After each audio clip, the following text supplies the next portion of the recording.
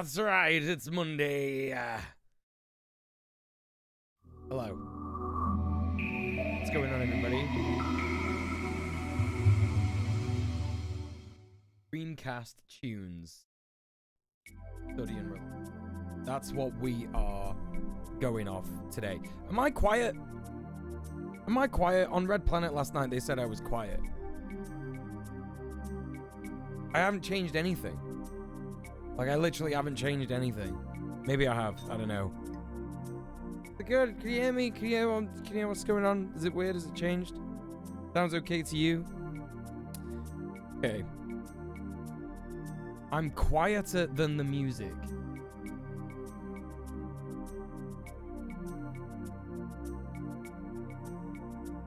One, two, 1, 2, 1, 2. I'm quieter than the music. No, I'm not. I might have been. Maybe before. But not now. Certainly not now.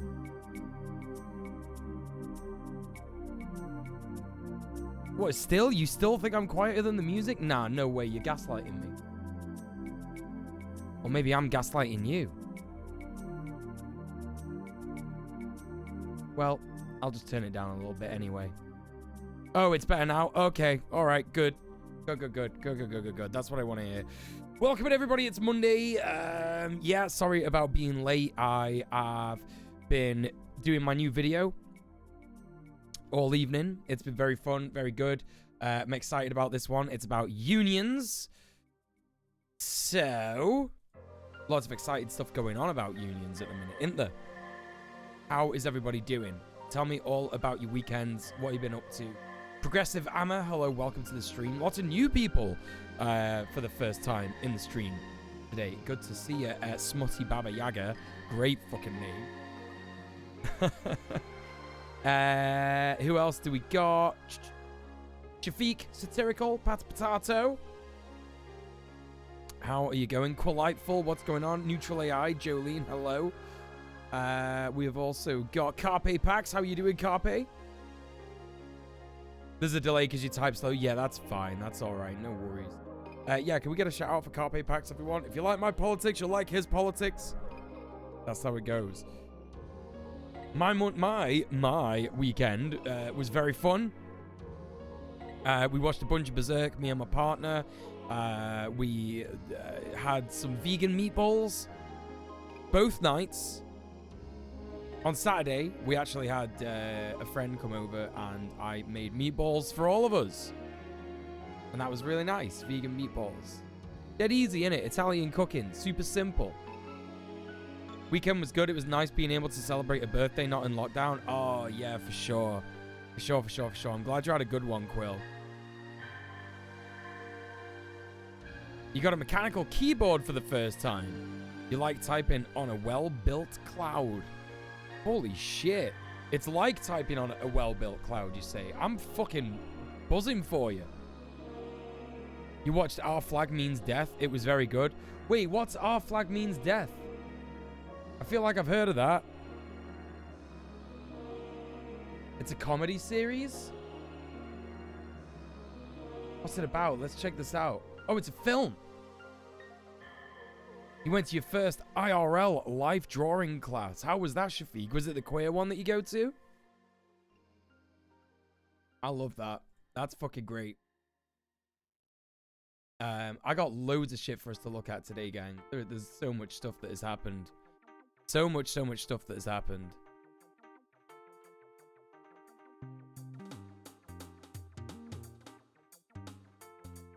It's a comedy pirate show. Oh, that's where I've heard of it. Some people have been talking about how the color grading in it is very baroque. It's like very Renaissance baroque era colors, you know, very like golden and beige and stuff. TTK, what's going on? Welcome in. Hey, Splootnoo, how are you? Welcome in. Yeah, that show looks kind of good. I'm up for that. Comedy pirate show. Comedy pirate show. That sounds real cool. Yeah, we had a good episode of Red Planet as well last night that was sadly plagued with some technical difficulties at the very start of the episode, but we got through it and we spoke to who I think is one of the most powerful women I've ever spoken to in a long time. In terms of, you know, how good they are at organizing and doing activism. I'm atting Splutnu as if we haven't been in a Discord call for 4 hours. Yeah, I'm doing real good. I'm glad you're hanging with the bestie. Let's fucking go. Hey, Sam, what's going on? You're currently writing your final paper due in a few days. Oh, I'm not jealous. Not even a little bit. Not even a little bit jealous. I hope you get it done as soon as possible, honestly. But yeah, where was I? What was I talking about just now? Fucking ADHD. Pirates. I don't know. Beak says it was a queer life drawing event. It's weird. Like, you need to learn all over again. Oh. You just finished doing a 6.5 mile hike. Yo, that sounds real nice, Amma. Wish I went on a 6.5 mile hike. That's good for you. That's some good shit. Oh, yeah, we were talking about Red Planet. Yeah, Red Planet's yesterday was really, really good. Some really, really base stuff there. Don't forget to check out Bad Bunny Official Clips channel. If you want to check out the VOD, that should be uploaded in a few days. And there is so much good news to talk about today. There's bad news to talk about, but there's good news. You know, which is nice because sometimes it's just bad news. I want to start off with some really good news. Some really, really good news. And if you're wondering why it's so good, I'm going to be premiering my video on why unions are so important tomorrow. I just noticed I'm not that.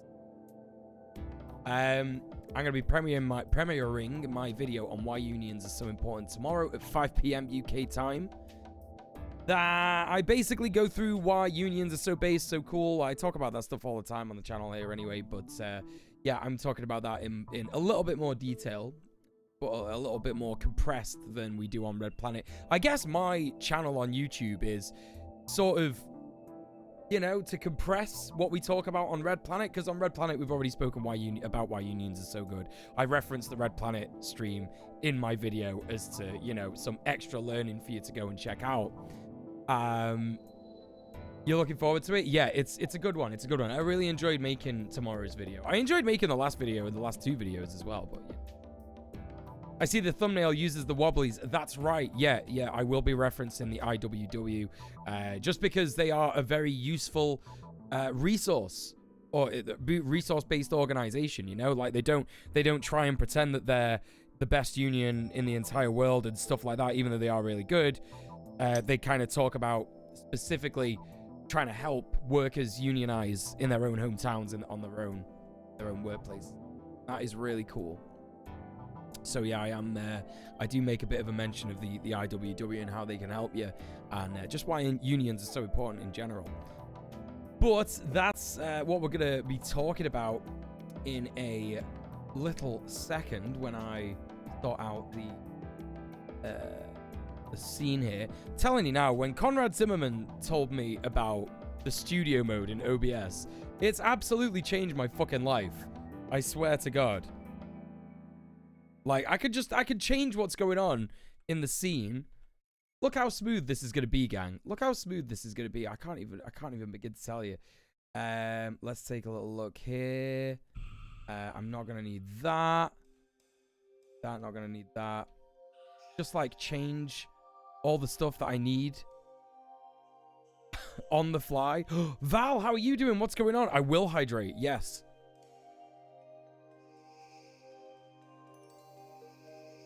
Thank you. How you doing, Val? What's going on? Your videos have been very easy to digest. They help me stay focused on the topic that you're talking about. See, that's just kind of what I want. Because I know a lot of people in my community have got ADHD like me, and I know a lot of people find it hard to concentrate on long-form content. I actually talk about that in the video as well. Hey, Sophie, what's going on? It is a late stream. I am sorry. Yeah, late stream. How are you doing, Sophie? Welcome in. Right, so that, not gonna need that. Andy, how are you doing, you bean? Welcome in. Okay, we're not gonna get a shout out for Andy as well. I'm a coconut, please. Yeah, that's basically everything. That's basically everything I need to do. And transition. Holy shit, look at that. Fucking brilliant. It's so good. It's fucking I'm so happy with that. I know that it probably doesn't mean a lot to you lot, but it's made my life so much easier. Fucking hell. Andy says getting a new car soon. I saw in the Discord. That car's looking pretty spicy. Hey, I don't mind if 2 mods want to give someone a shout out. That's fine. Double shout outs. Whatever works. Whatever's clever. You started doing your first SL1 run in Dark Souls today. Sophie, good fucking luck, because that shit sucks. Fastest fingers in the West. So I've heard. God. Oh my god, TJ, what's going on? Production quality, things like that. A 10 out of 10 things to feel good about. Yeah, I'm going to be able to, like, change the title of the stream without all you lot seeing all my spelling errors. So that's extra spicy. Extra spicy stuff. So we're going to be checking out positive leftist news. This is what I'm all about on this channel. This is what we're all about. Celebrating wins. Celebrating working class wins. One of the most important wins of the last few days has been workers at the JFK8 warehouse in the Amazon warehouse in Staten Island voted to unionize. It is so fucking dope. Let's take a little look at the moment that they declared victory. Yeah, we're going to be checking out the news with Professor Flowers. That's right. Let's go! Do this stuff! Let's go! Baby!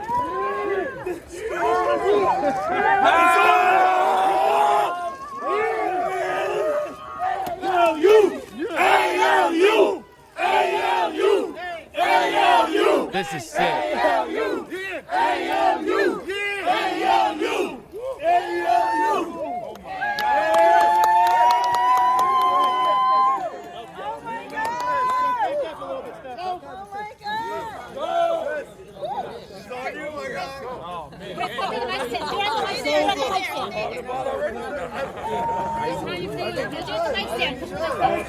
This is the best feeling in the world. Come up to the mic. Words can't Come up to the describe it. microphone. Have champagne. Have champagne. Words. No, do the mic stand. Can you turn this way? Do whatever you want. Dominoes are falling. Chris, can I pop it? You got a message I for feel like Jeff you should be the one to Bezos? do it. Yeah. I'll pop it for y'all.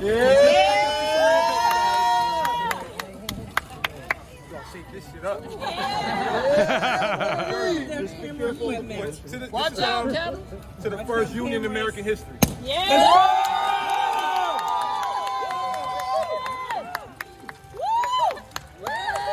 Yeah, let's fucking go. Yo, what's going on, Coogie? Welcome to the stream. Hey. Hello. Getting a bit emotional watching this. Well, it's so important, right? It's so important. You all know how important this is. As I say, I talk about this in my video tomorrow. A strong coalition of unions can literally end capitalism, right? That's why we talked about unions from the get-go on Red Planet. That's why I'm always bugging all of you to join a union. That's why I'm always going on about it. It's so important. Like, not just celebrating wins like this, not just sort of like, because Amazon workers, we know how hard Amazon workers, Amazon warehouse workers have been getting treated, how hard it's been for them, how hard it's been to actually, like, you know, do anything regarding worker, you know, solidarity in Amazon warehouses and stuff. And it's just such a fucking dope dub to actually see them vote to unionize. There's going to be so much that they're going to be able to do.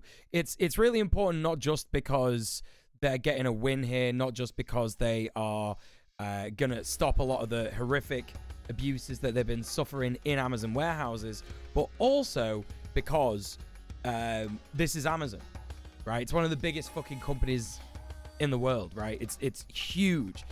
Fucking billionaires. Like, that's the first thing that someone asked this guy just then. What are you going to say to Bezos? Have you got any messages for Jeff Bezos, right?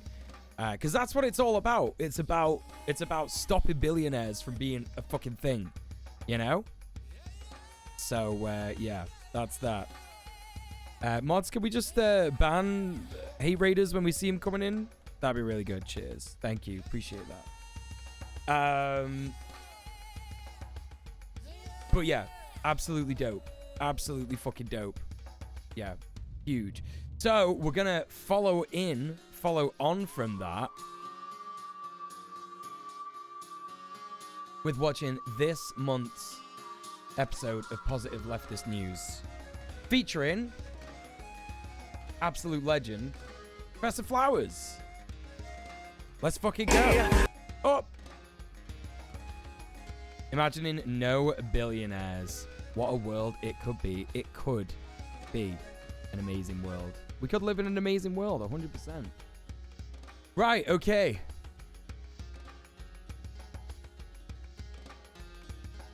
Let's turn off this tune. Let's get the CC on. And let's enjoy. Hey, Vord, what's going on?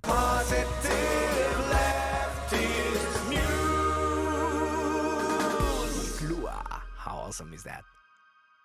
Everyone, this is Lua here with some positive leftist news involving some progress in the Red Hill water contamination, boycotting Disney, which I generally don't like, so that's a positive for me. And this just in, Jamaica is kicking out the crown and demanding reparations. When we say all power to the people, we really mean all power. So let's take a look.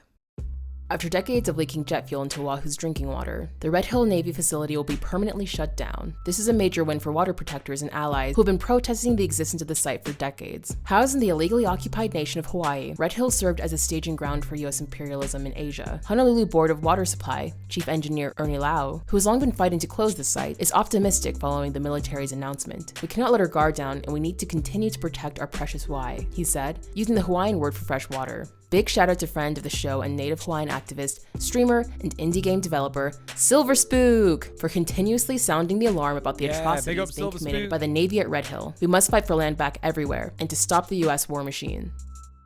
The Beaver Lake Cree Nation won a unanimous Supreme Court decision this month, with great implications. In a 9-0 decision, the Supreme Court of Canada allowed Beavers Lake Cree's appeal of the Alberta Court's decision to set aside an order for advance costs. Beaver Lake Cree Nations defended the treaty's constitutional challenge, filed in 2008, argues that the cumulative impacts of industry in their territory amount to a breach of treaty. In 2019, Beaver Lake Cree Nation won an advance cost order that would have divided trial costs equally among the BLCN, Canada, and Alberta. That decision was overturned by Alberta's appeal court, leaving the nation struggling to find ways to pay for its groundbreaking defend the treaty's case. On March 18th, 2022, the court— Canadian government is really just like so fucking shit.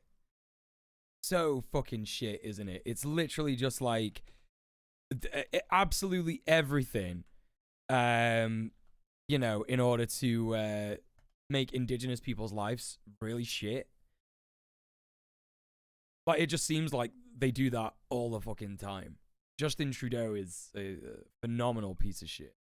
Recognize that respecting Indigenous self-determination to take care of pressing community needs first before spending on court costs must come first. Indigenous nations should never have to decide between providing basic necessities and going to court to protect fundamental rights. Of course, the colonial court should not be the arbiter of Indigenous rights at all, but the wins are important nonetheless. What a huge day. It's not every day we watch the needle move to advance the law in favor of Indigenous rights, says Raven Executive Director Susan Smitten. We're really proud to be part of this and humbled by the never-flagging determination of BLCN's leadership. Prince William and Kate received a welcome truly fit for royal— Oh, this shit is so fucking based. Like, we talked about this on Red Planet. We spoke about the native Hawaiians struggle on Red Planet last night, but we also spoke about this last night. Yeah, this is so fucking huge. Like, Jamaica's history is just basically one big mindfuck of slavery and oppression. It's really fucked. Obviously, like, colonialism as well.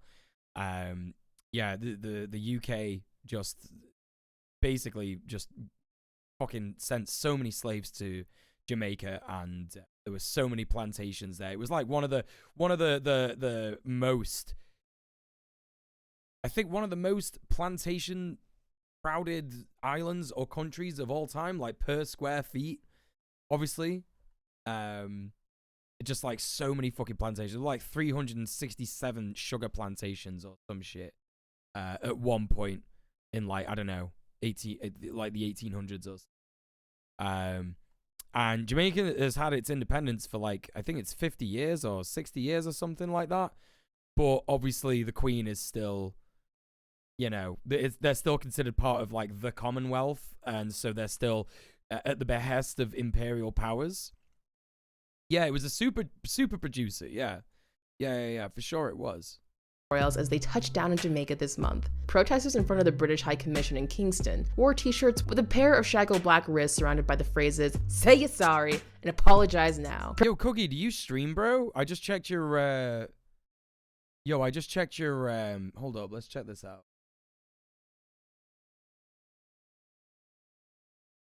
Yeah. Let's get a shout out for Cookie, everyone. Cookie does the music in my new episode. In my new video coming out tomorrow. So, yeah, go show some love to Cookie, everybody. Protest followed demands from dozens of prominent leaders in Jamaica that Britain apologize to the former colony and provide reparations. They also decried the week-long Central American and Caribbean tour that the Duke and Duchess of Cambridge embarked on, which coincided with Jamaica's 60th independence anniversary. One post read, "Kings, queens, and princes belong in fairy tales, not in Jamaica." I fucking love that shit.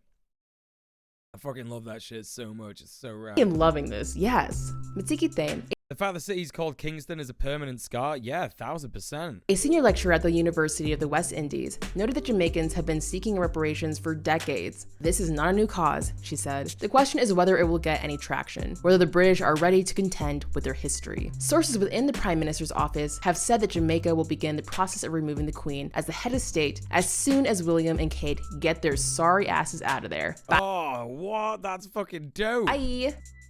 You heard of Striketober? Well, welcome to Union March. Not quite as strong, but we've seen a landslide wave of unionization across the US this month. Between the strike wave, the Great Resignation, and now the Great Unionization, labor is getting organized and going on the offensive. Here are some of the highlights. Art Institute of Chicago workers vote 142 to 44 to unionize. Starbucks workers in Mesa, Arizona vote 25 to 3 to unionize. 25 to 3. These three motherfuckers here. I bet they're managers. I bet they're fucking managers. REI workers in Manhattan vote 88 to 14 to unionize, and New York Times tech workers vote 408 to 88 to unionize. With about 80% of ballots in favor, the Tech Times Guild is one of the largest. Like, that is huge.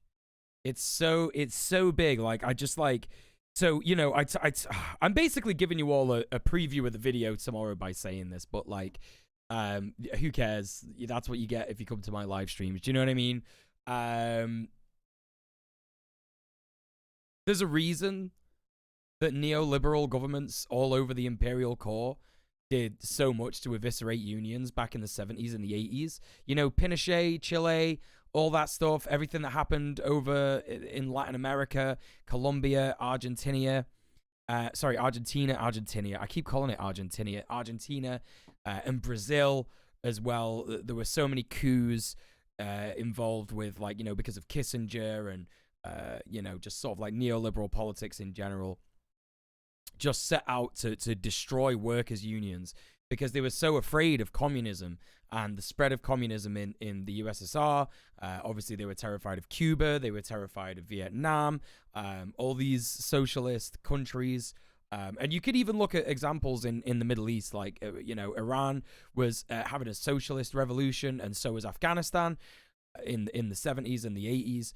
And, you know, they funded, the fucking CIA funded the Mujahideen in Afghanistan. And I believe that there was some connection there with Iran as well. I think it was the Contras in Iran. I don't know. I might be wrong. I feel like Contras is Latin America thing, but yeah, anyway, it's like such a when you look into it, it's such a head fuck. And they really, really, really just did not want any workers to have any rights, to the point where they were like, oh, fuck it, we'll just like install fascist dictators who are going to throw people out of helicopters and shit, you know, if they're in a trade union. Crazy. Largest of its kind. So the fact, basically what I'm getting at here and what I get at in the video tomorrow is like the fact that in the United States they are unionizing so much despite, oh, the conscious were Nicaragua, right? Okay, yeah, gotcha.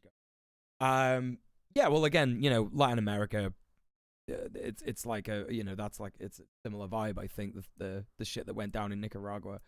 But as I was saying, despite the McCarthyism that's been going on since the end of the Second World War in the United States, lots and lots of big corporations are choosing to unionize. Not the corporations aren't choosing to unionize, but workers are choosing to unionize.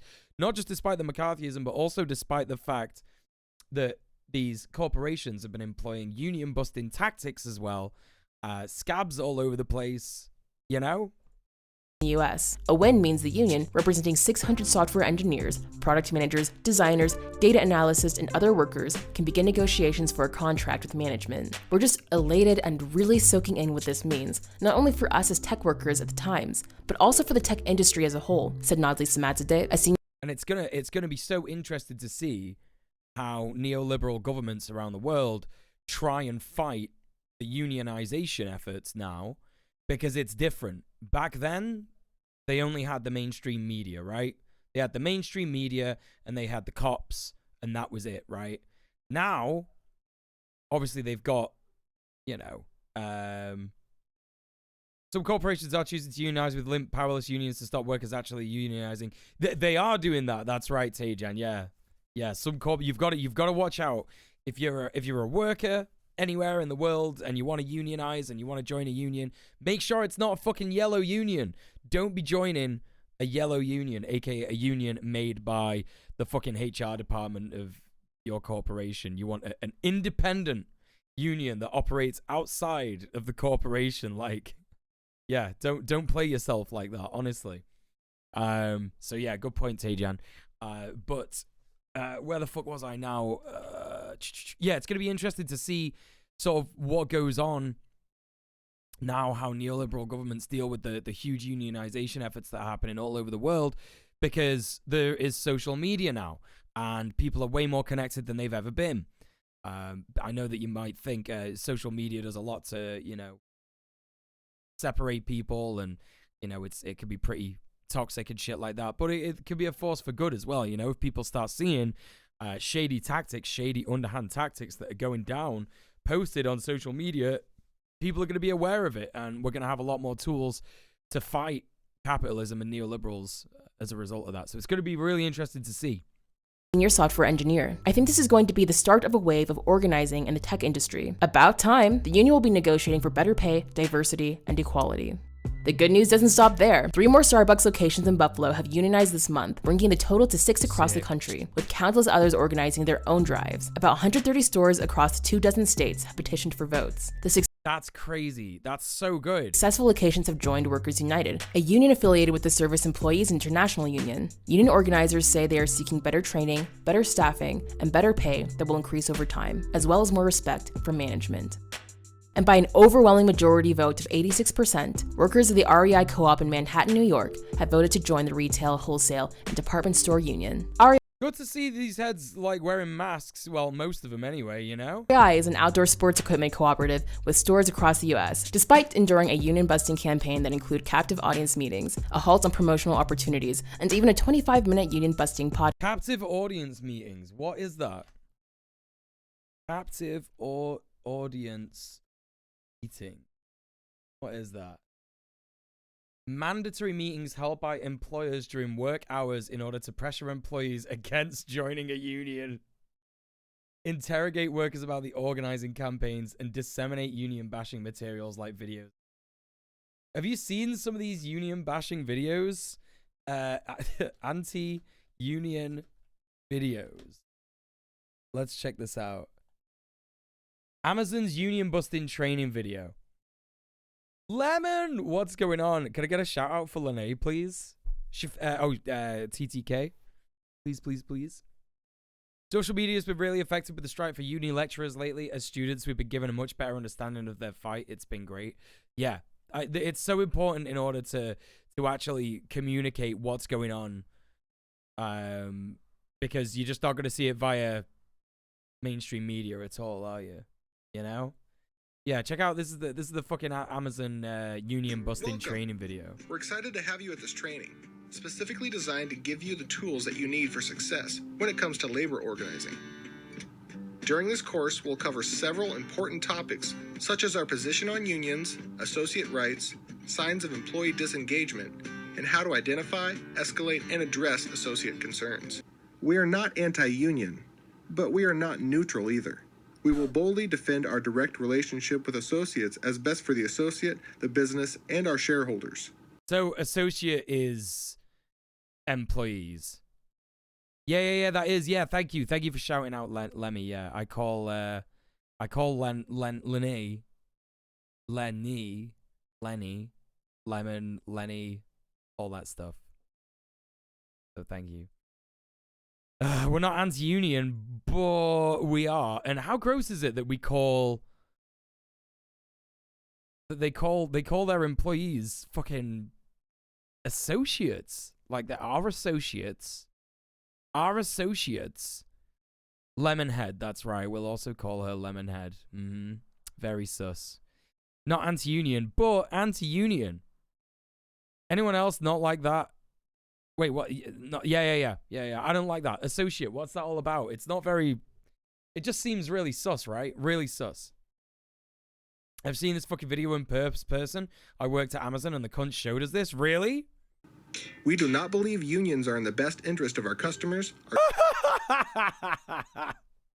Straight away. Now, we've got to think about the customers, gang. You know, you got to piss in bottles. You got to shit yourself on shift. Sorry, but we just do not want anyone trying to bargain for more toilet breaks. I'm sorry. You've got to think of the customers. Why our customers are going to be waiting for their 15-foot long djmuel body pillow that they've ordered on Amazon.com. They're going to be waiting very patiently. So they can't wait for you to have a piss.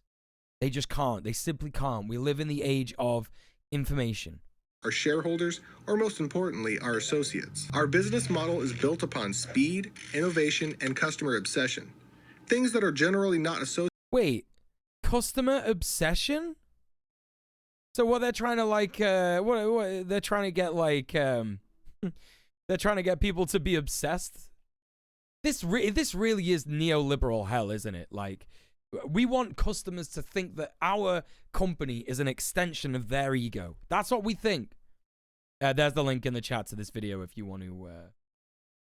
Oh, where's the link? You can't just mention this pillow and not provide us with a link. Oh, I thought you meant a link to the video. Sorry.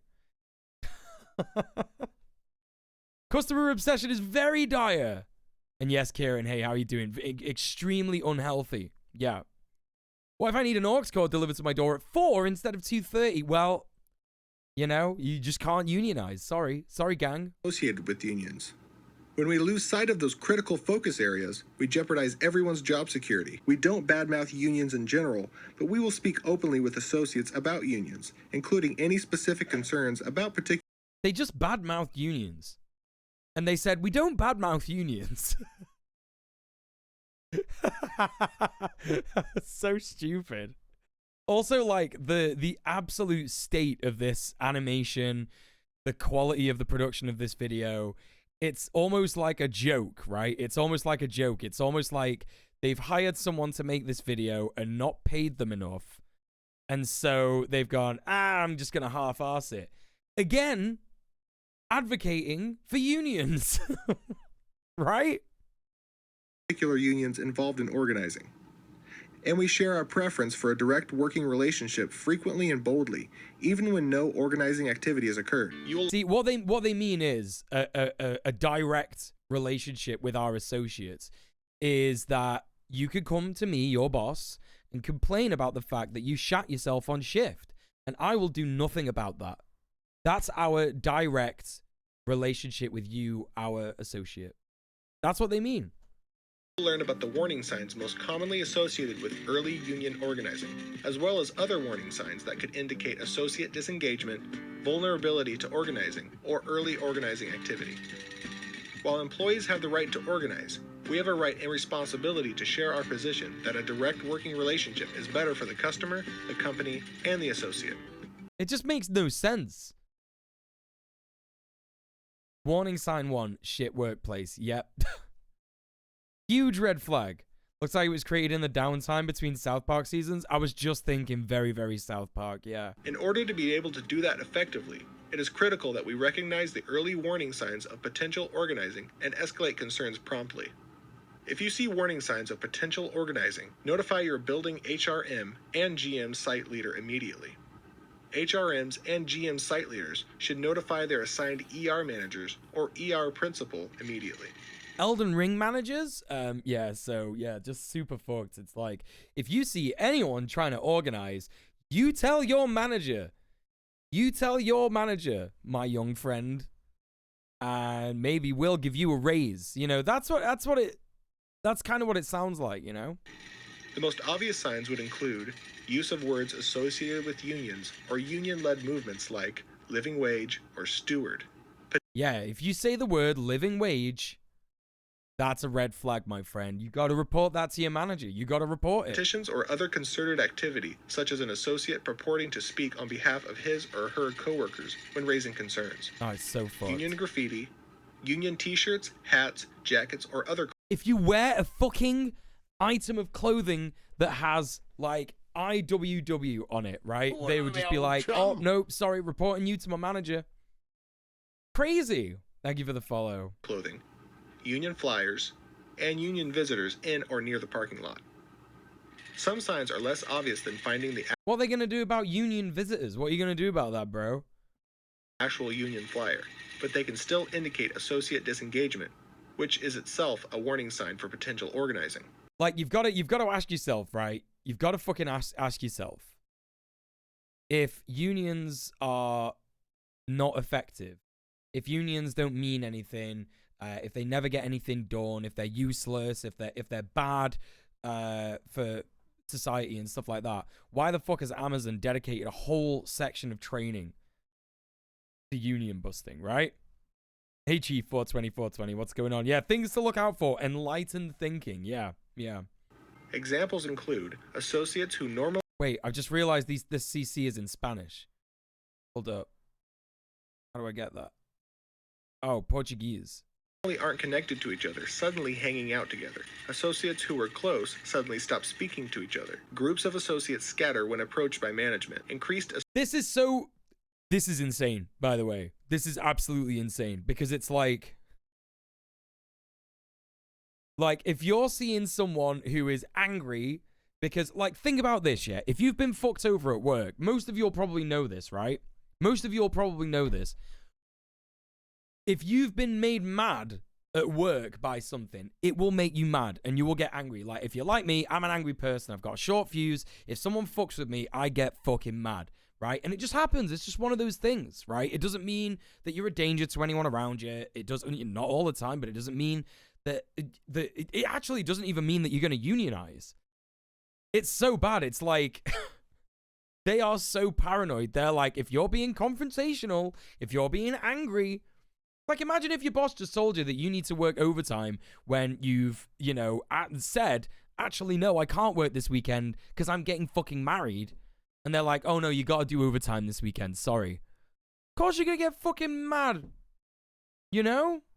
Hey, Dave Jens, what's going on? We value our employees. Makes the cheapest video made by a manager on the side. Right, exactly. Yep, can't have workers thinking. That's bad for business. Uh-huh. Welcome back, Shafiq. How you doing? Associate negativity, anger, or confrontation. Unusual complaints or change in passion or detail around complaints. Unusual interest in policies, benefits, employee lists, or other company information. Or any other associate behavior that is out of character. For example, an associate who normally leaves promptly begins hanging out in the break room for an hour after work each day. Dude. They've gone from, like, if you stay after work, you know, if you make the workplace your home, if you make the workplace your family area, you're a valued employee, to, we're fucking watching you. You know? We're fucking watching you. In order to recognize warning signs, it is critical that you know what an associate's normal behavior looks like. Often, it is the change in behavior that is the warning sign. Yeah. So what you got to do is you got to, like, really invade your employees' privacy in order to figure out what's going on there. The actual behavior itself. So bad. So bad. Anyway, that's the lengths that companies will go to stop people from unionizing. Just turn the whole working shop, you know, the floor, the shop floor, the factory floor, whatever you want to call it, the whole warehouse into like a 1960s Cold War drama, you know, spy drama. Holy fucking shit. Yeah, the change of behavior one. Like, what does that even mean? Like, lots of this stuff, by the way, very ableist, right? Lots of this stuff, not considerate for people who have mental health issues. Lots of it very ableist. Just really fucked. You know, not to mention like the legit racism and you know, just bigotry that people experience in workplaces like this on a daily basis as well, you know? Podcast. Workers have stood together. Right, last time you were in a customer-facing job, you were unmedicated and suffering from PTSD. Right, exactly. You know? To make REI Soho the first unionized location in the country. Claire Change, member of the REI Soho organizing committee, said, "I am proud to be here in this moment with my coworkers at REI Soho as a part of the new wave of unionization efforts that is sweeping the nation. As members of the RWDSU, we know we will be able to harness our collective strength to advocate for a more equitable, safe, and enriching work environment. A union is necessary for pulling the big union alarm lever because one of my employees doesn't laugh at my jokes. for many of us to achieve more stability and security in our lives, which could allow for us to explore and play more outside of work. Congrats to the organizers who made this possible." Thousands of Haitian garment workers, mainly women, took to the streets last month, demanding that the government raise their minimum wage to 1,500 gourds, about $14 for a 9-hour day. They currently make 500 gourds, about $4.80 a day. These low wages... That's crazy! Wait, a day? And a bourgeoisie more than willing to intensely exploit workers are what has drawn big companies like Old Navy, $4 a day? H&M, and Zara to hire Haitian companies in duty-free assembly zones, which let them produce clothes cheaply with high profits. To give some perspective, a minimum wage worker in the United States makes 50% more. See, and this is, right, this is the power of people communicating via the, you know, I was saying about the internet and social media the other day, like, you can now, if you've got access to the internet and you're in a country like Haiti and you are having, you know, a shit life, and you just go on Google one day and you find out that the factory where you make clothes is paying you $4 a day, but you've made, I don't know, what, 50 garments a day or some shit? Because that's how much these, you know, these workers actually work, right? 50 garments a day, and like one of those 50 garments is worth $14. Imagine. Fast fashion is it's so fucked. So fucked. They started waiting in the canteen after work. Not because they were unionizing. They were just waiting for someone to bring them fresh keks from home to swap out the ones they shat in. Right, exactly. An hour than a Haitian worker makes in a day. In response, garment workers staged 1 to 3 day walkouts at subcontracting factories across the country. On February 21st, the interim Prime Minister, Ariel Henry, responded by committing to raise the minimum wage by 40%. But this would mean garment workers would be up to only $7.50 per 9-hour day, which is not enough to keep up with Haiti's high inflation. Determined to secure better, the workers have stayed in the streets despite violent attacks from police. Solidarity with this powerful movement, the Workers United will never be defeated. Fuck yeah, Over right. 60 Amazon workers in several states have staged walkouts this month to demand $3 an hour raises and the reinstatement. This is fucking great. This is fucking great. Like, Amazon is fucked. Amazon is absolutely fucked. I love this. This is going to be so good. Statement of 20-minute rest breaks. Amazonians united. There was a case a while back at one of the garment factories tried unionizing. Again, mostly women. They got locked into their workplace and beaten until they said they wouldn't unionize. You see, that, right, is a horrific story.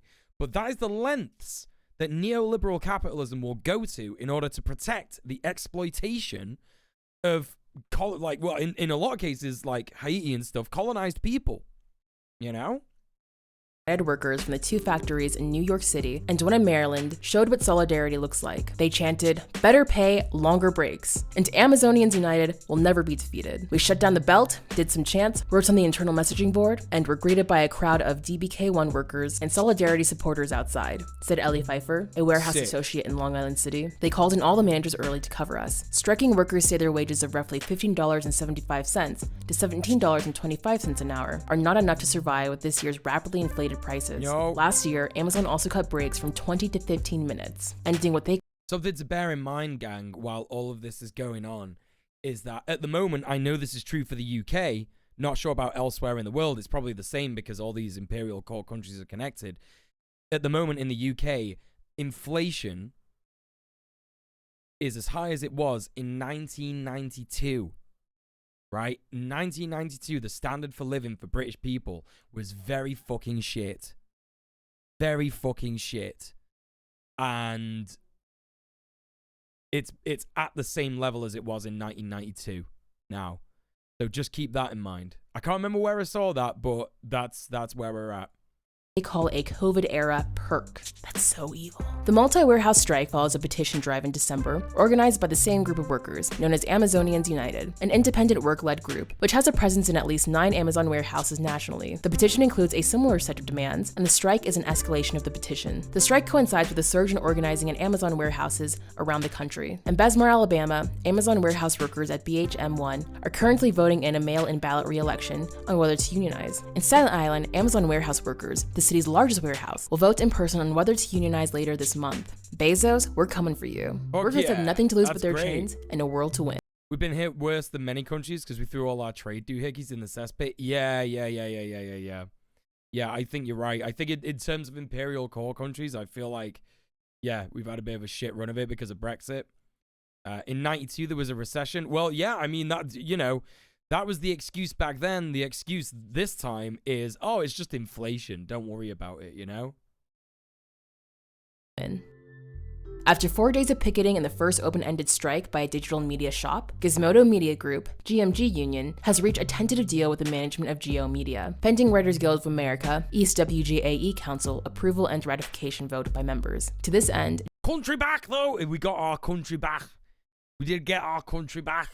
Geo Media agreed to raise salaries. That's what counts, in it. We got our country back. Still get those fucking adverts. Do you remember? Who here remembers when I did the React Andy stream about the Nigel Farage YouTube adverts?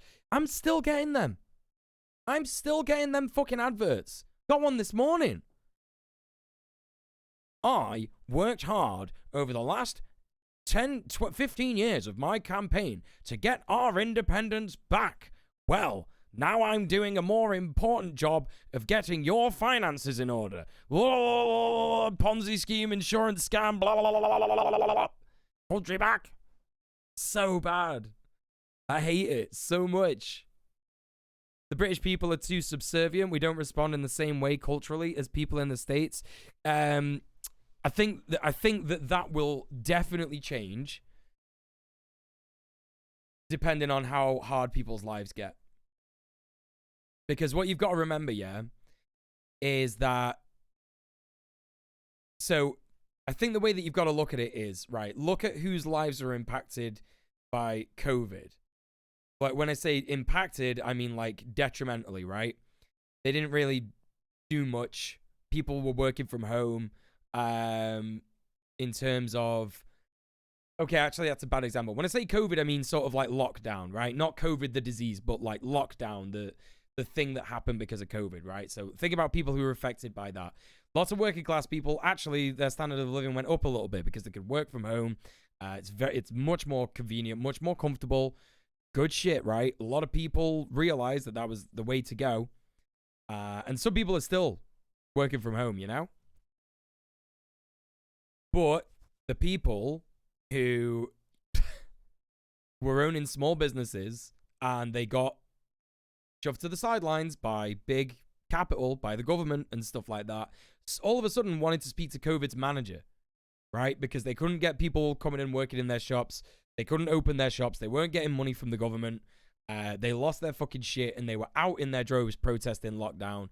under some sort of stupid idea that it's to do with COVID's not a real disease and all that stuff. They knew it was bollocks. They just wanted to protest anyway, right?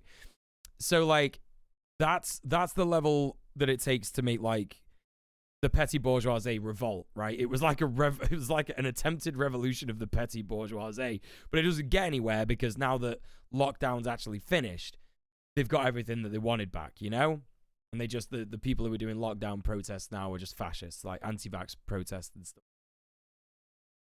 But I genuinely think if we start to see, because you've got to remember, back in the day, there were the poll tax riots, you know, under Thatcher and stuff. The British people will eventually do something, get up and do something, but it depends on how badly their lives get affected. That's all it is.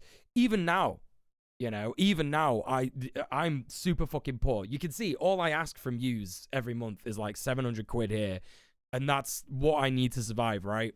But I'm still incredibly fucking poor, you know? I don't, like, get any takeaways if I can help it and shit like that, you know? So even though people are very, very poor, they've got, like, a certain quality of life that they can kind of put up with as, like, I don't know, the British stiff upper lip or whatever, you know? But very soon, things are going to start getting shit. Like, there's gonna be real fucking infrastructure change because people are going to stop paying their electricity bills because they can't afford it. People are going to start getting their electricity shut off, and that's going to drive people nuts. They won't have electricity. They won't be able to charge the phone. They won't be able to fucking do anything. So they'll be out in the streets anyway. People will literally be forced out into the streets anyway because they can't stay at home because they got nothing there. You know? There's only one way that this rise in the cost of living can go, and that is the Conservative government absolutely fucking itself. I don't think the Conservative government is going to get voted out. Obviously, it's not going to happen in the next however many years it takes to get to a general election. But certainly something is going to change. Because sooner or later, there's going to be vast swathes of people who have had their electricity cut off. Or, you know, the electricity companies are going to pull some absolutely horrific shit. Where they, like, you know, where they try and force people to pay their electricity bills and they can't. The general election can be whenever now. They got rid of the Fixed Term Parliament Act. Oh, is that a fact? I can't see Keir Starmer calling one. Honestly, I really can't. Salary minimums, severance, and parental leave, maintain healthcare while requiring it to be trans-inclusive, and ensure annual increases for unit members. GMG Union is organized under WGAE and is comprised of digital media workers including writers, reporters, artists, podcasters, social media specialists, videographers, and editors. Given that digital media companies can be extremely exploitative of their workforce, this victory is an exciting step forward for labor equality and justice in our increasingly online world. Hundreds of cleaners and United Voices of the World UVW union members set to strike over continuing inequality at Great Ormond Street Hospital have been awarded full National Health Service Great Ormond Street Hospital, that's London, innit? Or NHS contracts starting April 1st, 2022. Mamuna Kapia, cleaner for the hospital and UVW member, was ecstatic about the news and thanked UVW for its key role in their victory. We're all so happy. Our lives are going to change so much because now we know we are fully Gosh employees and it's permanent. No more humiliation and bullying for us. No more disrespect. It means a lot to us. Thumbs up to UVW. We had nothing until UVW came to help us. So thank you UVW for all you've done for us. Greatest union ever. Kabia That's so fucking sick. That's so fucking sick, honestly. Also had words for support for security guards that are still on strike fighting for their own NHS contracts. I know our colleagues, the outsourced security guards who are on strike, need to keep fighting because it will happen for them too. They have to keep going and we are going to support them in whichever way we can so they can overcome this injustice too. I've got to believe that the hospital will bring them in-house too. We are all behind the security guards and their efforts. This win is a powerful example of what worker solidarity and union support can do. Way to go, comrades. A highly controversial bill in Oregon has passed the Senate and is now on the desk of Governor Kate Brown for her consideration. If passed, the bill will require farms to pay overtime to workers who clock in over 40 hours a week, receiving a lot of pressure from both sides of the bill, so the decision is still up in the air. Seems like an easy decision. Do you pay overtime or do you not pay overtime? However, she did state that she would not veto any of the bills currently on her desk. If she does not outright veto the bill, it will still pass without her explicit approval, making it look hopeful that farm workers in Oregon will be paid appropriately for their labor in the new future. That is so fucking important. I was literally talking in Leni's stream. I can't call her anything but Lemon. I was talking in Lemon's stream about how, you know, unpaid overtime is just so ridiculous. Here's the thing. How about just, like, no overtime and just pay everybody what they need to survive? You know what I mean? Like, everybody have a living wage. In Dublin, 2 workers won a majority Not what they need to survive, what they need to live, you know? victory when the Labour Court ruled that their dismissal from their job waiting tables was due to their trade union organizing efforts. Oh, here we go.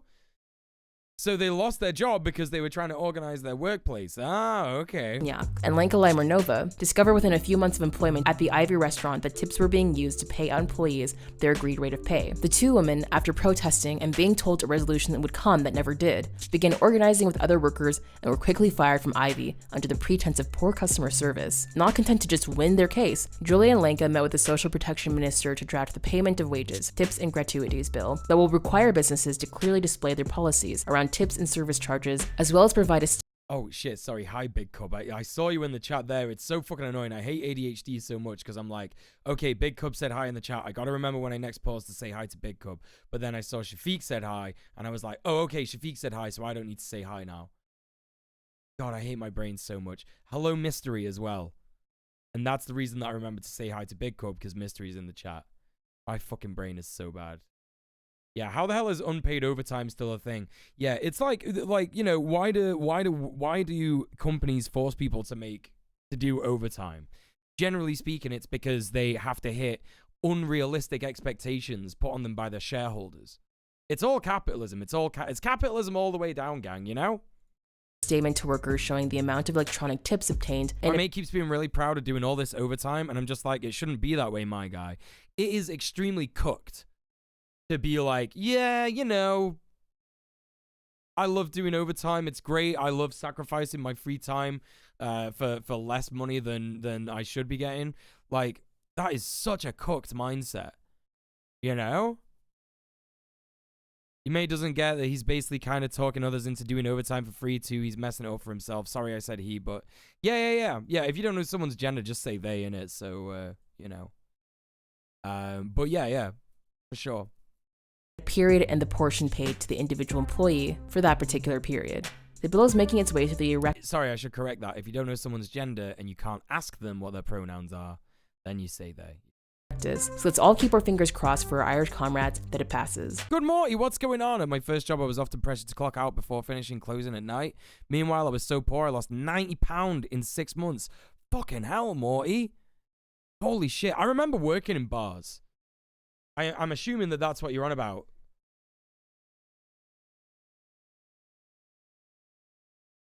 Hey, Mr. Dank, how are you? Hello. Nah, it's okay.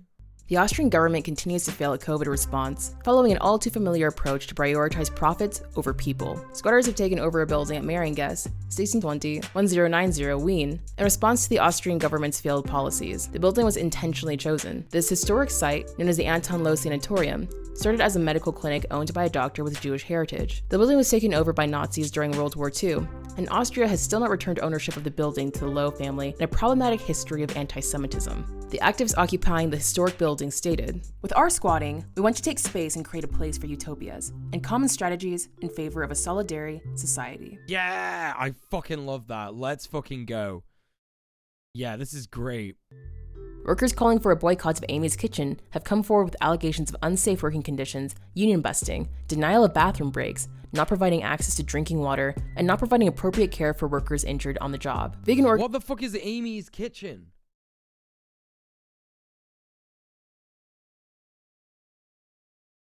Oh, it's like, so it's like canned food? You are kidding.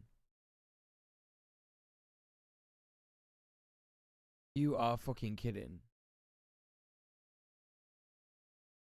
We love to cook for you. So it's a bunch of like ready meals and shit like that. Yeah, denial of bathroom breaks. Time to shit in the pot. Well, you know, shitting in the pot doesn't do much. You know, you're gonna end up hurting somebody. But like, for sure, shit on someone else's. You know, Organizations Veggie Mijas and Food Empowerment Project have joined to the call to boycott, as have some co-ops who have stopped stocking. I mean, actually, if someone did find like a huge turd in their canned food, that would be a great way for the union to get some recognition, right? Because that'd be all over the news. If it was in Britain, that would be all over the news. Even in the Sun, even in the Scum, it would be headline news. It would be like, I shat in a can. I found a turd in a can. Because they're not getting bathroom breaks. I don't know. They probably, obviously the mainstream media wouldn't report on union stuff, but you know, yeah. Frozen ready meals, often, if not always vegetarian, yeah. The company's food on their shelves. Organizer and Veggie Mijas editorial content manager, Alejandra Tolle, said in a Vegetarian Times interview, Headline of take a break, yeah. There can't be food justice without worker justice, and pointed out that most of the workers at the Amy's Kitchen plant are primarily Spanish-speaking Latina women being taken advantage of by the corporation. Amy's Kitchen has denied all allegations and claims to have made improvements to ensure the safety of their workers, but the organizers say the boycott will not be called off until their demands are met.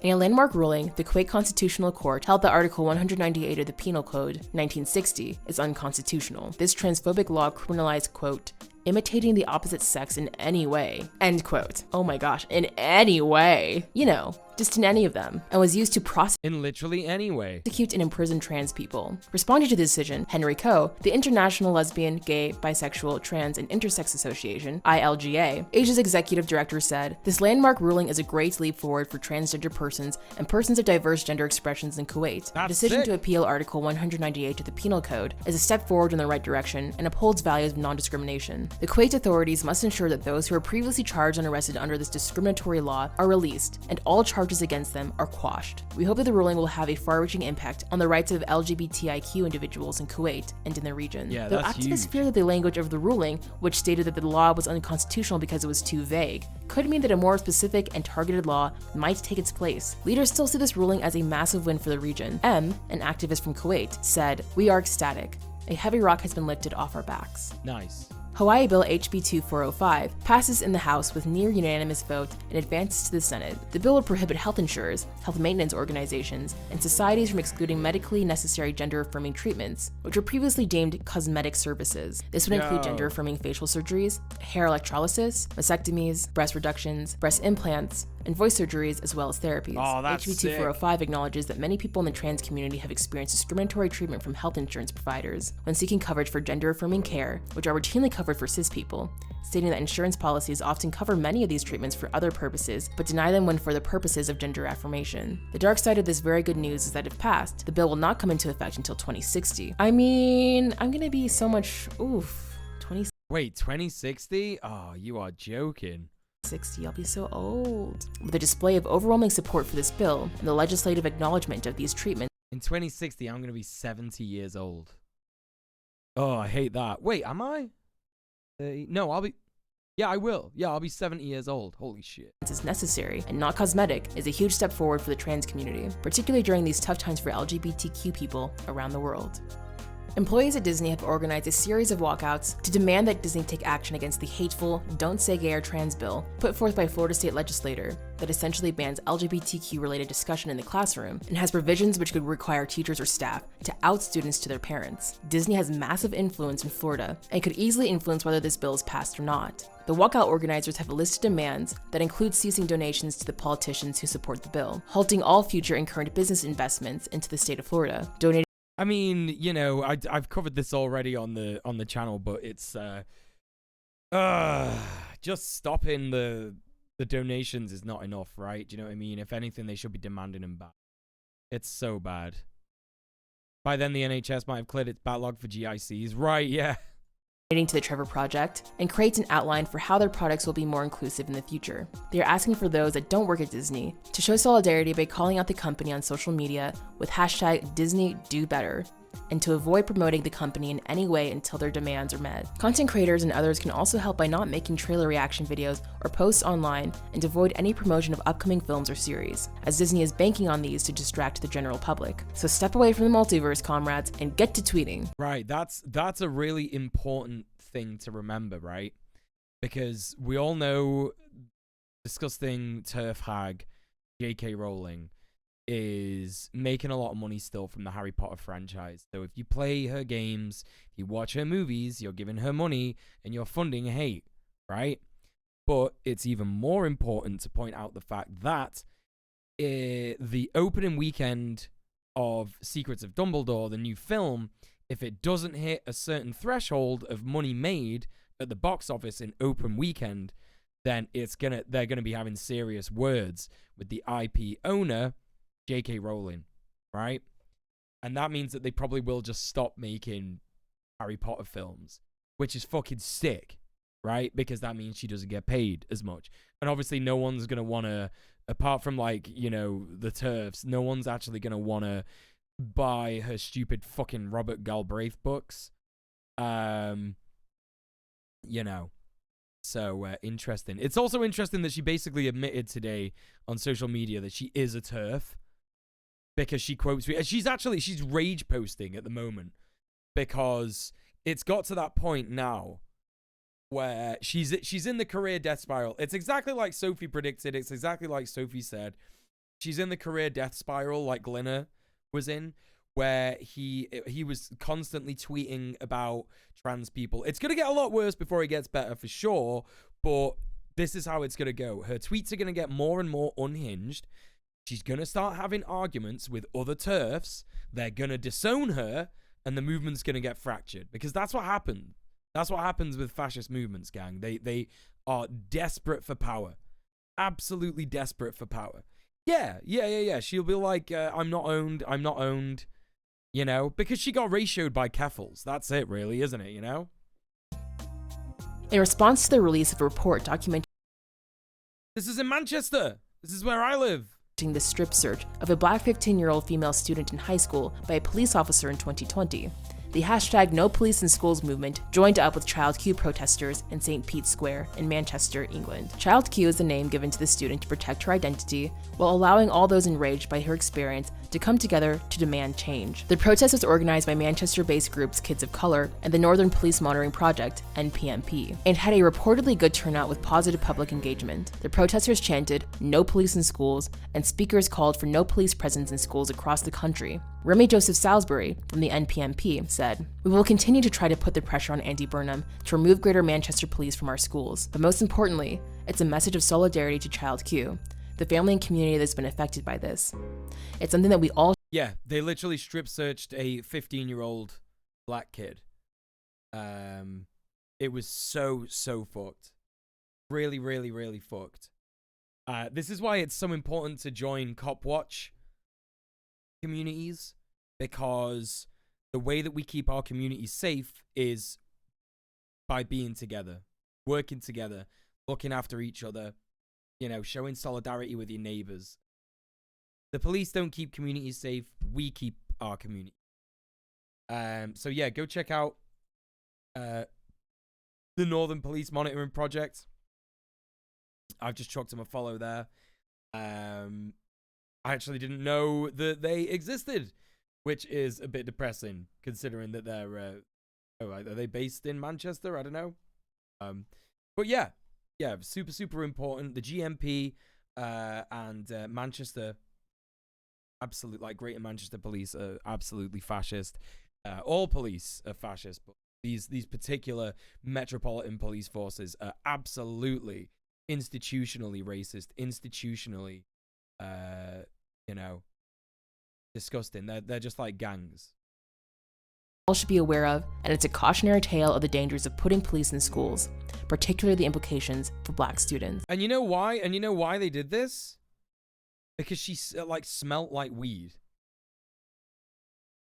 Like, I'm not being funny, yeah, but I remember multiple people who used to hang out with us when we were kids who would not smoke weed while we were smoking weed.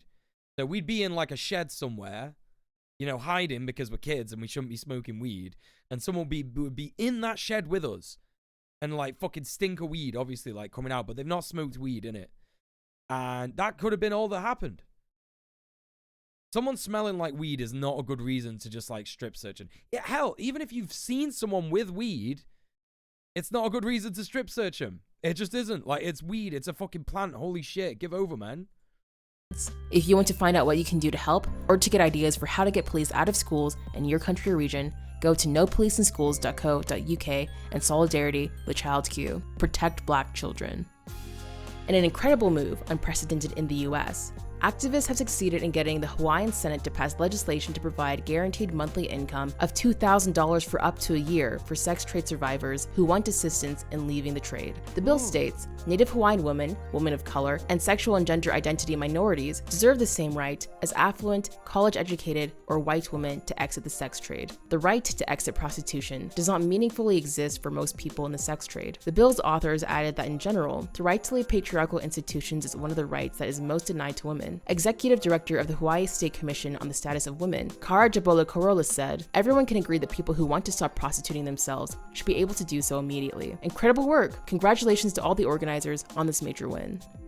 The Texas Equal Access Fund, along with the Lilith Fund, have announced a lawsuit against 2 private individuals and 2 organizations based outside the state of Texas. The lawsuit aims to protect abortion funds and the people they support from being sued by anti-abortion extremists, both in the state of Texas as well as outside of the state. The lawsuit, filed in state and federal courts, comes shortly after Texas passing SB 8, which has almost entirely cut off abortion access in the state. The bill, which disproportionately targets people of color and the working class, has caused nearly 1,400 individuals to travel as far as Maryland to get access to essential medical care. Anti-abortion extremists, who often don't even live in Texas, have taken to attacking abortion funds as part of their ongoing effort to cut off access to medical care in Texas.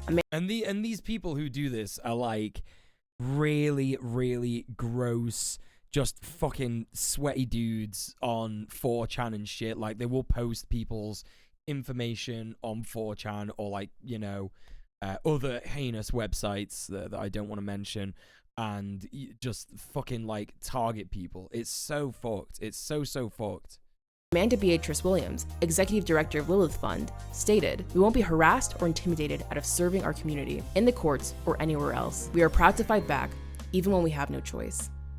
Germany's government has approved new legislation that will abolish the country's Nazi-era laws on abortion, which bans doctors from providing factual information about abortions.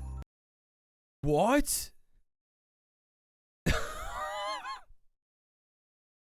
Every fucking time I hear something about Germany, I'm like, what the fuck? How have they just had a law that the Nazis implemented? Still going. Still going. 2022. It took them almost 100 years to get rid of that law. What the fuck? Yeah, no rush, guys. Come on. Are you serious? Doctors were unable to give abortion advice? Insane. Absolutely unhinged, Germany. Holy fucking shit. The move by the German government paves the way for the 1933 law to be repealed. 1933? 90 years? If approved by lawmakers. Women's Group Reclaim These Streets won their High Court case against Metropolitan Police in England, with the court ruling that actions taken by the police to intervene on a planned vigil for a missing woman were unlawful. Or, as the Lord Justice on the case put it, the cops' decisions and communications were legally mistaken, misinformed, and misleading. Reclaim These Streets hopes that this ruling will set a precedent that allows for other organizations to retain their human rights while organizing protests, and can help influence Parliament as they consider giving police greater powers to curb protests. That was so fucked. If you don't know about what happened there was a missing woman called Sarah Everard. It turned out that she actually got murdered by a policeman, sexually assaulted and murdered by a policeman. And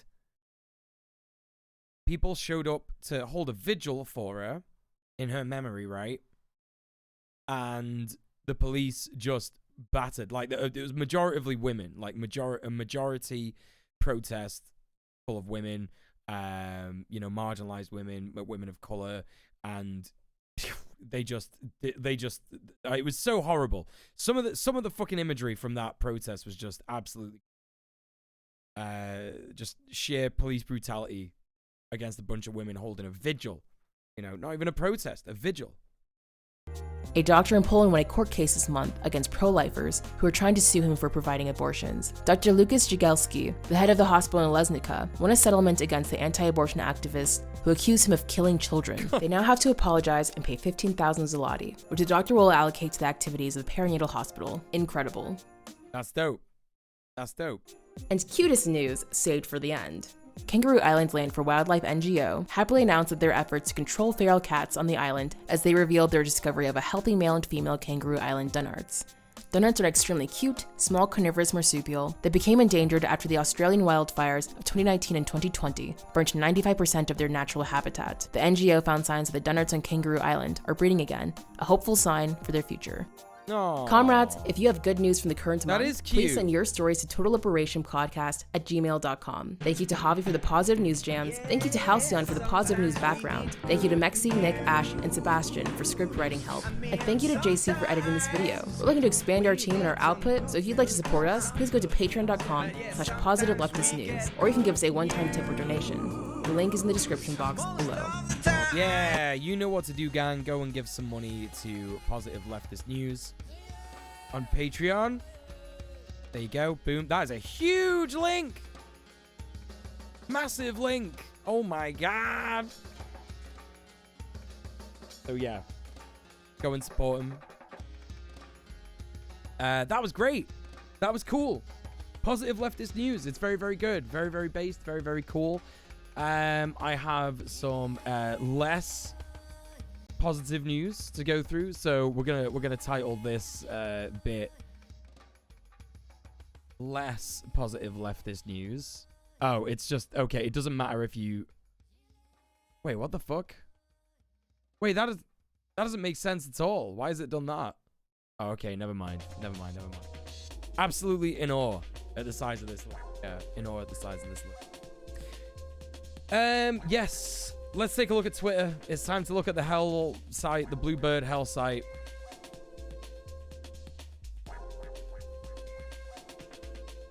We're gonna have a content warning.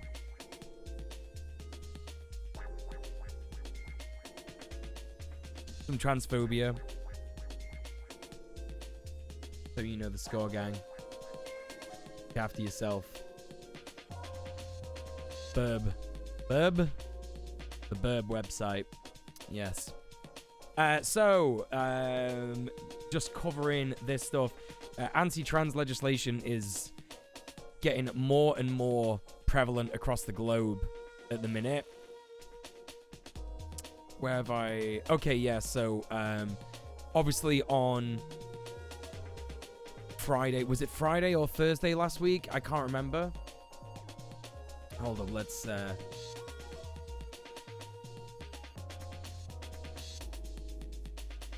I think it was Thursday or Friday or something. The government had said, right, okay, yeah, we're going to ban conversion therapy, but not for trans people. So that really sucks, even though they promised to say it would include trans people. But then they U-turned on it and said, no, we're not going to ban conversion therapy. And then they U-turned on that and said, we are going to ban conversion therapy, but not for trans people. It really sucks. There has been a huge coalition of LGBT plus societies like Stonewall, the Terrence, is it the Terrence Higgins Trust? Loads of different societies who have been withdrawing from the government's Safe to Be Me conference, which is the government's, it's supposed to be a pro-LGBT plus conference. Again, if you've watched my last video, I've got no idea how you can be a conservative Tory when stuff like this happens all the time. And here's the thing, fellow queers.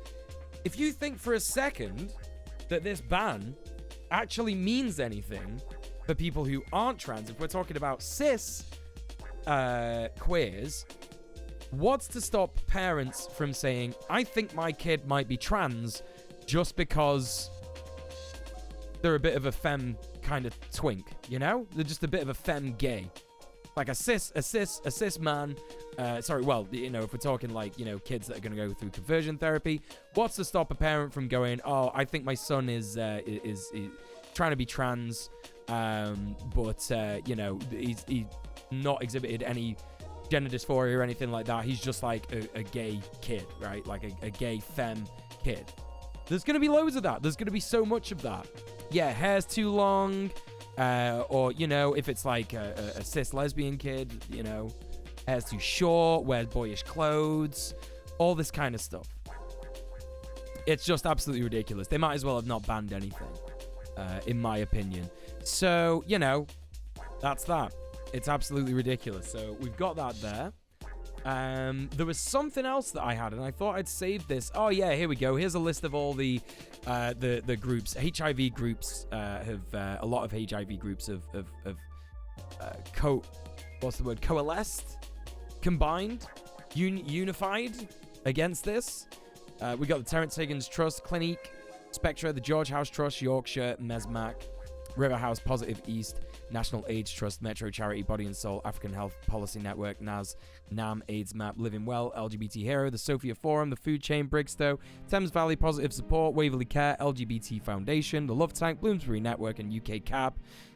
They have literally turned around and said, no, sorry, we're not gonna get involved with the we're not going to get involved with the Safe to Be Me conference. So they've pulled out of that, which is great. They've basically invalidated the entire act in order to hurt trans people. Oh, yeah, 100%. Yeah, 100%. It will, of course, hurt trans people the most, but I guarantee other cis queers will, suffer from this too. They'll be weaponizing that to reinforce all the transgender roles. Yep, 1000%.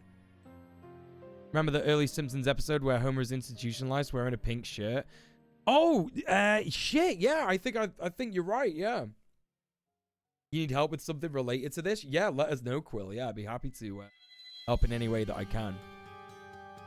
So yeah, that is less positive leftist news, but it's something that's important to remember. Right-wing spaces across the world right now are, like, rabidly anti-LGBT, not just transphobic, but anti-LGBT in general. Homophobia, lesbophobia, biphobia, aphobia, transphobia are just, skyrocketing at the moment. And it's important to remember that when they come for trans people, they come for all of us. Because at the end of the day, we're even starting to see the advent of that in Florida. Florida, it started. There are other states that are now thinking about trying to push through anti-LGBT plus laws. There are places in the UK. The movement of TERFs in the UK have always been anti-LGBT plus, and we are just starting to see it now. We're starting to see the ugly head of that come out on social media, especially with the horrific slogan, homosexual not queer.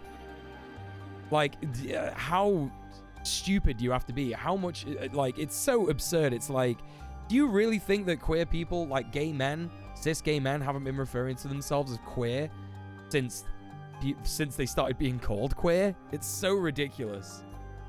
Oh god. My mom, who's trans positive, so that's not a worry. She keeps thinking that Stonewall used to out people against their will. I couldn't find anything of the sort, but she's adamant about it. Even if they didn't, then, even if they did, then they don't anymore, so who cares, right?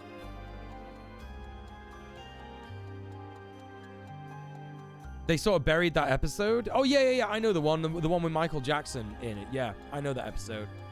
Hey, Babs, what's going on? Welcome in. Welcome in. Go follow Babbling Goat, everybody. You've done fundraising events for Waverley Care? Uh-huh. I didn't know how to convince her that's not Stonewall. We've been arguing for months about it. So, I mean, like, what's her point?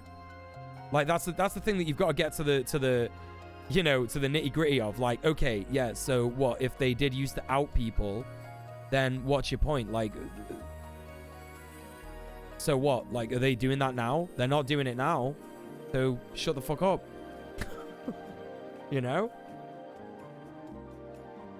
Oh, God. Hey, Anzavel, what's going on? They aren't really happy unless we're all pick-me's. Yeah, absolutely. Yeah, that's absolutely what it is. On this topic, may I share our homepage that is all the US statistics regarding LGBTQIA plus legislation? Yeah, stick it in the chat, Babs. Yeah, you should be a regular now, so you should be able to just post that. 100%. Yeah. So that's that. I've got more stuff to look at. Oh, here we go. Babs with the link straight away. Let's check this out. Freedom for all Americans. That's looking like the Trump. That's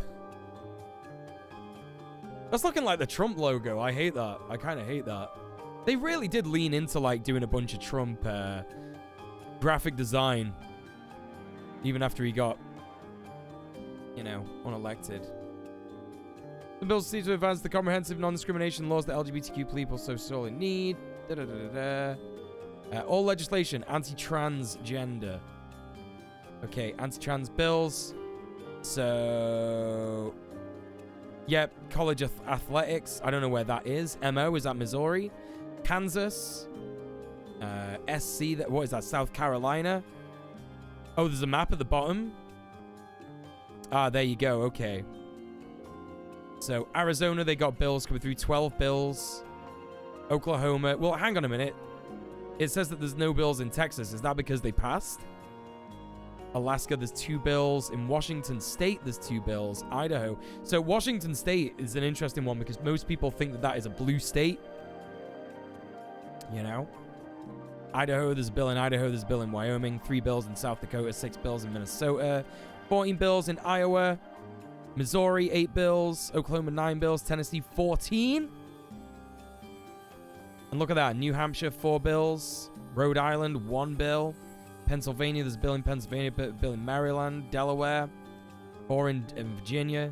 2 North Carolina, 3 in South Carolina. 5 in Georgia, 5 Alabama, 6 in Mississippi. They're fucking everywhere. Rural Washington is wild. Yeah, I heard that, yeah. Yeah, these are the bills that they're looking at right now. Yeah. So that's just the anti-trans laws. And then you've got anti-LGBTQ bills. That wants to load for me. It's looking at about the same, you know? It's looking about the same. You know?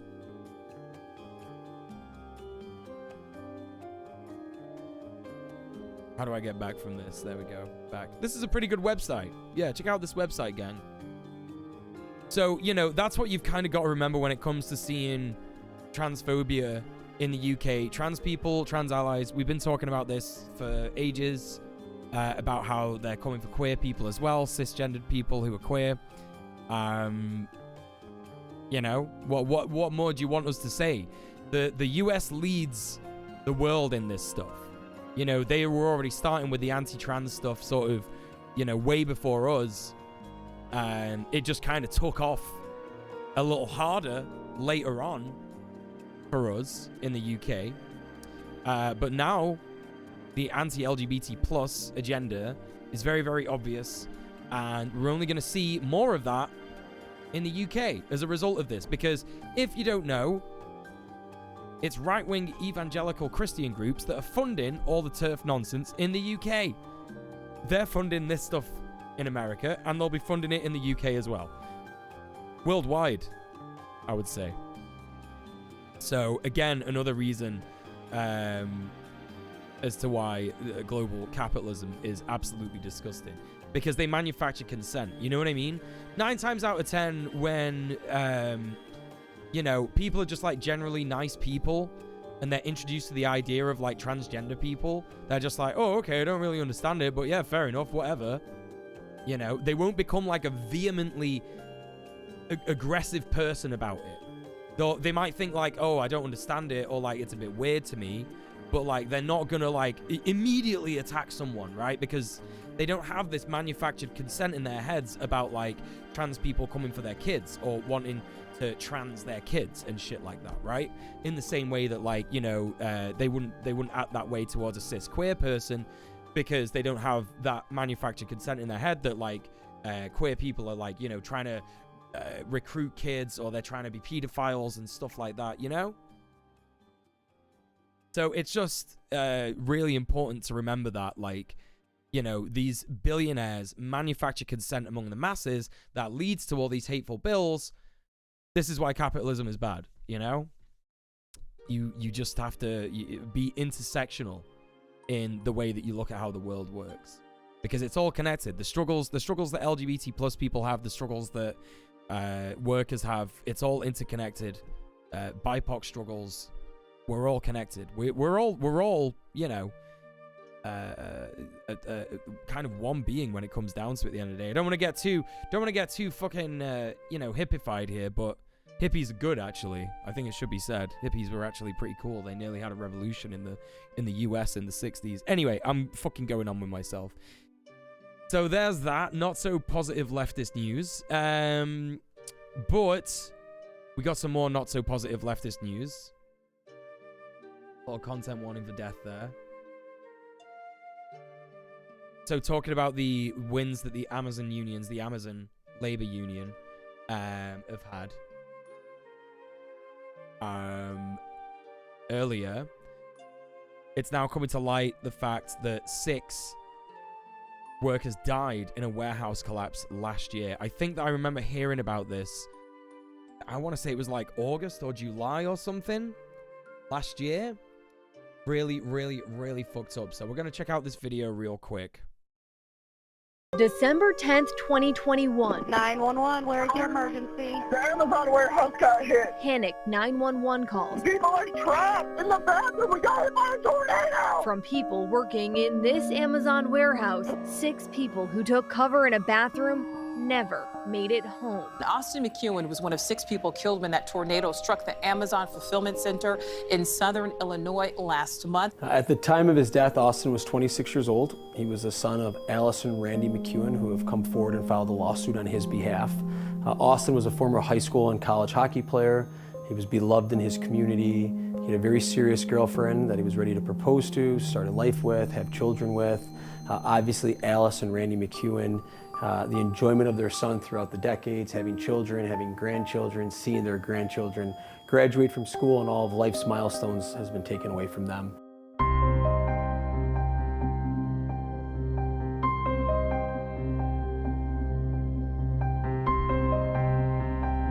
Just a few of the questions investigators are trying to answer. Did Amazon have adequate tornado safety measures in place? And did the company follow federal regulations? Did they fall? So on the evening of the collapse, a structural safety specialist, who also happens to be a professional engineer and structural engineer, went to the actual site of the collapse, mandated by the government, and learned that support columns in the area where the building fell were not properly anchored, some not anchored at all to the ground. He said he was astonished when he saw that the columns were unanchored. It's a grave violation of the International Building Code, and he said he's never seen anything like it. There's no excuse for support columns to not be properly anchored anywhere in the United States, anywhere in the world, but especially in Tornado Alley. Yeah, that's what neoliberal capitalism gets you. Cutting corners, not looking out for people's health and safety. Like, imagine building a warehouse like that where things aren't properly anchored, things aren't properly adhering to, you know, tornado protection building regulation, just to save a couple of quid. These people dead forever, you know? We repeatedly tried to ask Amazon about what happened here and if there are now plans to add shelters in areas prone to tornadoes. The company won't talk to us and maintains the warehouse was safe and met all building codes. It is very clear that Austin was asked to come back to continue fulfilling his delivery duties. Work should have been suspended that day. Our investigation has revealed that Amazon, as early as the day before December 9th, 2021, had ample notice that a tornado was approaching Edwardsville, Illinois.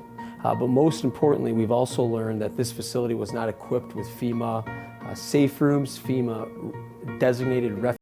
Okay, so Thoristar just came in the chat and said, if I yell at the night, there's a reply of blue silence, blue sky mining.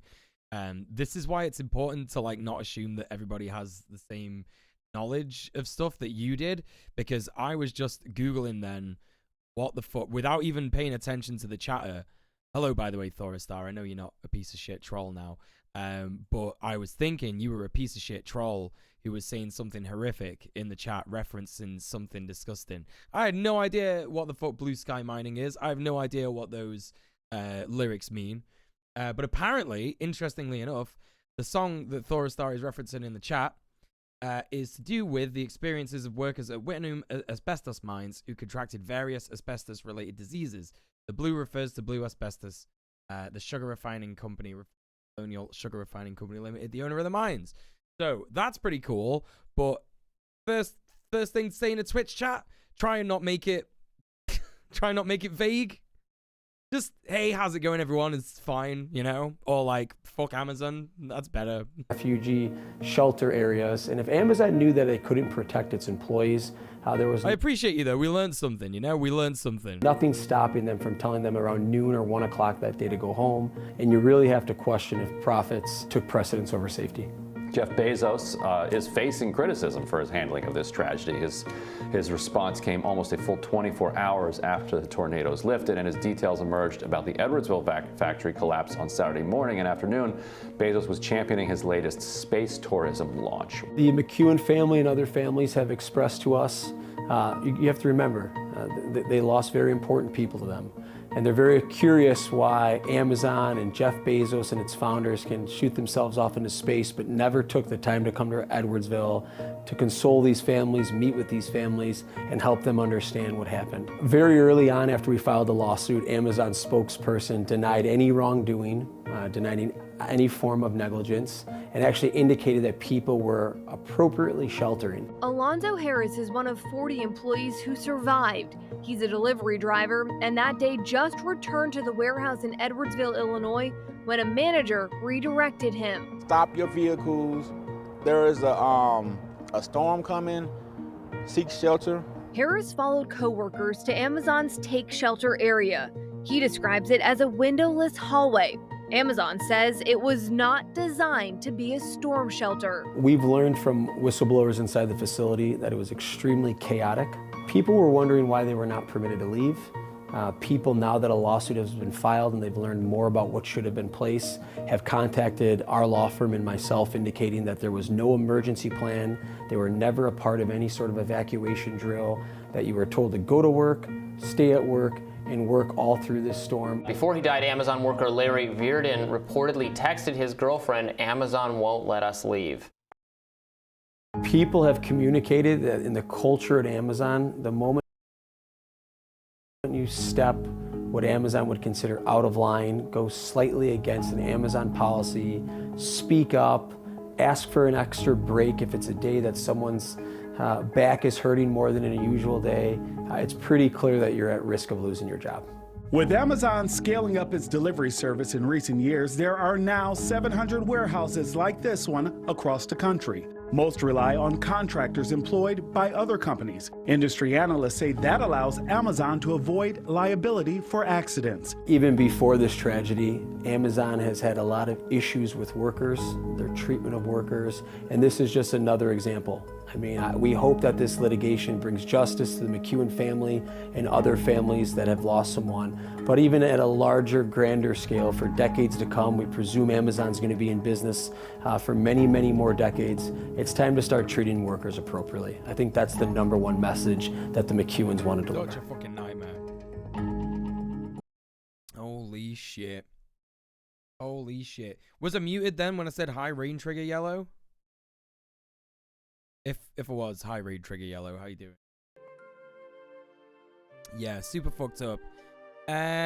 So what else do we have? I think that's it. Oh no, yeah, this shit. Yeah, oh fuck. Holy fucking shit. Holy fucking shit. This stuff is so like, oh god. The Conservative government, we're currently, in the UK, if you don't know, we're currently going through a cost of living crisis. The cost of living is going through the roof. It's worse than it was at one of the worst times in recent history in 1992. And instead of doing anything about that, Rishi Sunak, the Chancellor, has decided to make a Royal Mint NFT. This decision shows the forward-looking approach we are determined to take towards crypto assets in the UK. Holy fucking shit, gang. Thoristar says, sorry, I'm an ex-miner. Many people die for the sake of holes in the ground for pittance. Amazon are basically the modern mines. People push into meat grinders for the gain of the top 1%. Yeah, fully agree. And yeah, honestly, don't worry about it, you know? It's one of those things. I just, like, had no fucking idea what you were talking about. And I get a lot of hate just for being, like, you know, a queer guy on the internet.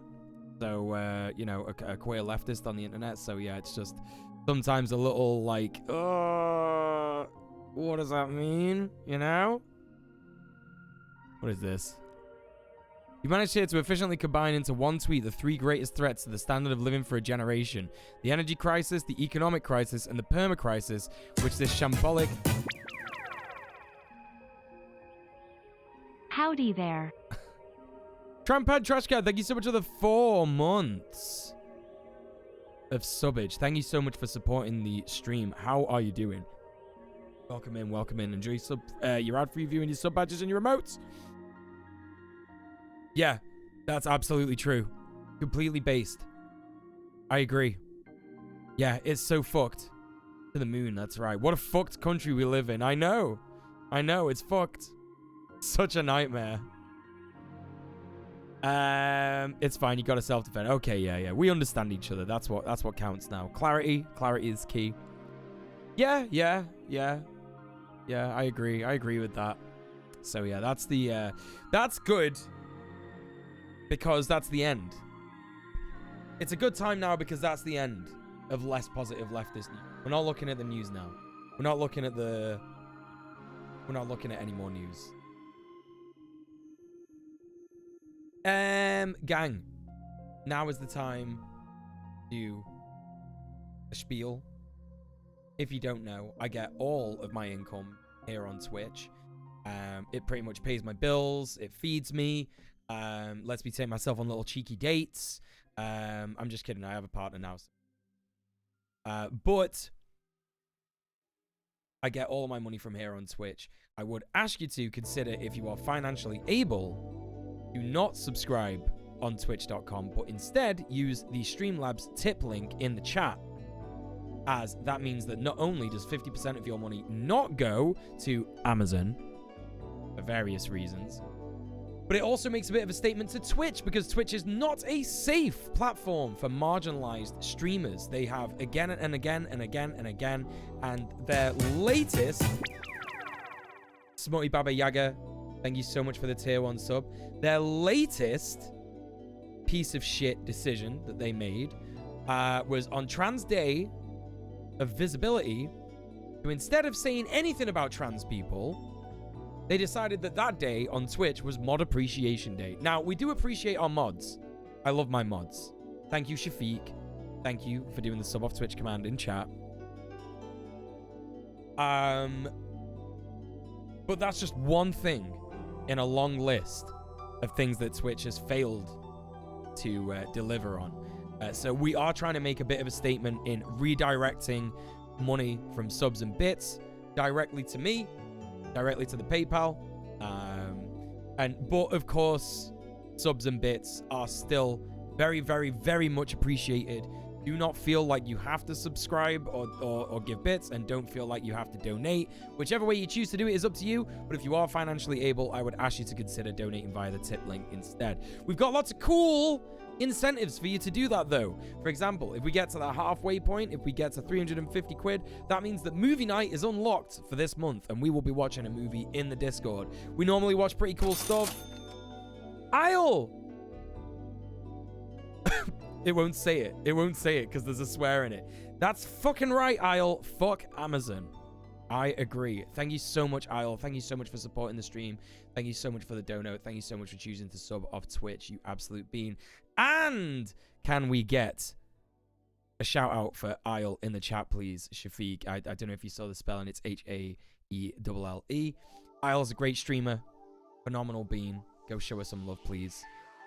You were explaining while I was doing the Twitch transaction. I'll donate elsewhere, comrade. Yo, don't worry about it, honestly. Like, it's one of those. I know there's a delay. I feel super bad about it because like, it's not the first time that's happened. I'm like talking about how Twitch sucks, and then someone will be like, oh, I just subscribed.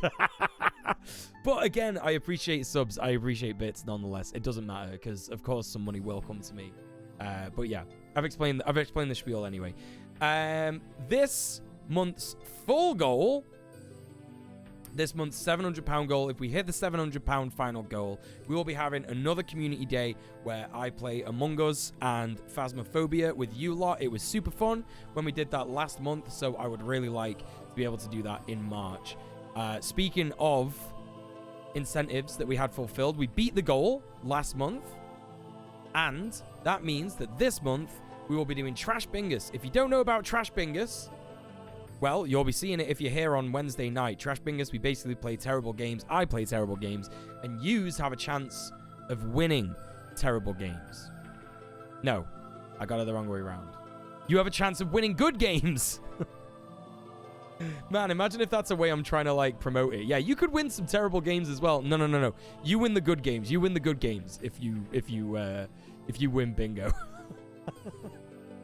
And we are also having a bonus Trash Bingus this month. It's going to be a huge Bingus. We're going to be trying to ask everybody to fill their Bingus cards. Normally, we just ask you get one line that's horizontal or one line that's vertical or one line that's diagonal. But we are asking people to try and get a full square of Bingus crosses. So, yeah, that's going to be interesting to see if anyone actually wins the prize for that. That stream is going to take place next Sunday. Not this Sunday coming up, the one after. So, what is that in terms of numbers? Sunday the 10th. Sunday the 17th, Ultimate Bingus. And because we hit the stretch goal last month, that day as well, I'll also be doing a DJ set, drum and bass DJ set, fucking prime. I might even be playing some of King Coogie's tunes in my drum and bass set. Because he does drum and bass. It's very fucking cool. Trampound Trash Code says, I keep meaning to sub off Twitch, but my neurospicy brain keeps forgetting. Don't worry, that's why I keep trying to remind people. Don't worry about it. At all. Yeah, DJ Empirical, how are you doing? Welcome in, good to see you. So, what have I got for you next? That's the question on everyone's. What are we going to be doing? What are we going to be doing? Well, I've got a bunch of stuff for us to watch. Got a bunch of stuff that we can react Andy to. Let's just find out exactly what. Oh my god! Never ever read Yowie, thank you so much for the 5 quid! You absolute bean. Thank you so much, V. Thank you so much for choosing to sub off Twitch. Thank you so much for supporting me as per usual. Thank you, thank you, thank you. Sploot News says, I love the phrase neuro spicy brain. It is good. It is good. I like that. I've got very neuro spicy brain. Very, very neuro spicy brain. So of course I forgive you. Right, let's take a look at what we got in the watch later, gang. I got a lot of stuff that I want to check out. There's so much stuff that I've wanted to check out since I started playing Elden Ring. And let's... God, there's so many. Yo, you know what the first thing I want to check out? The first thing I want to check out is Elden Ring. But it's the Dunk View. I want to check out Donkey's review. Let's see what he says about it. Let's do it. Neuro season, that's right. Marinate that brain in chili. Personal positive leftist news. I'm a barista at Starbucks in Southern California.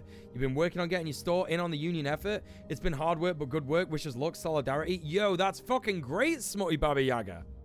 That's fucking dope. Yo, solidarity. Yeah, I hope it goes really, really well. Sick. Hey, my pirate, what's going on? Welcome in. Right, we're doing some React Andy stuff.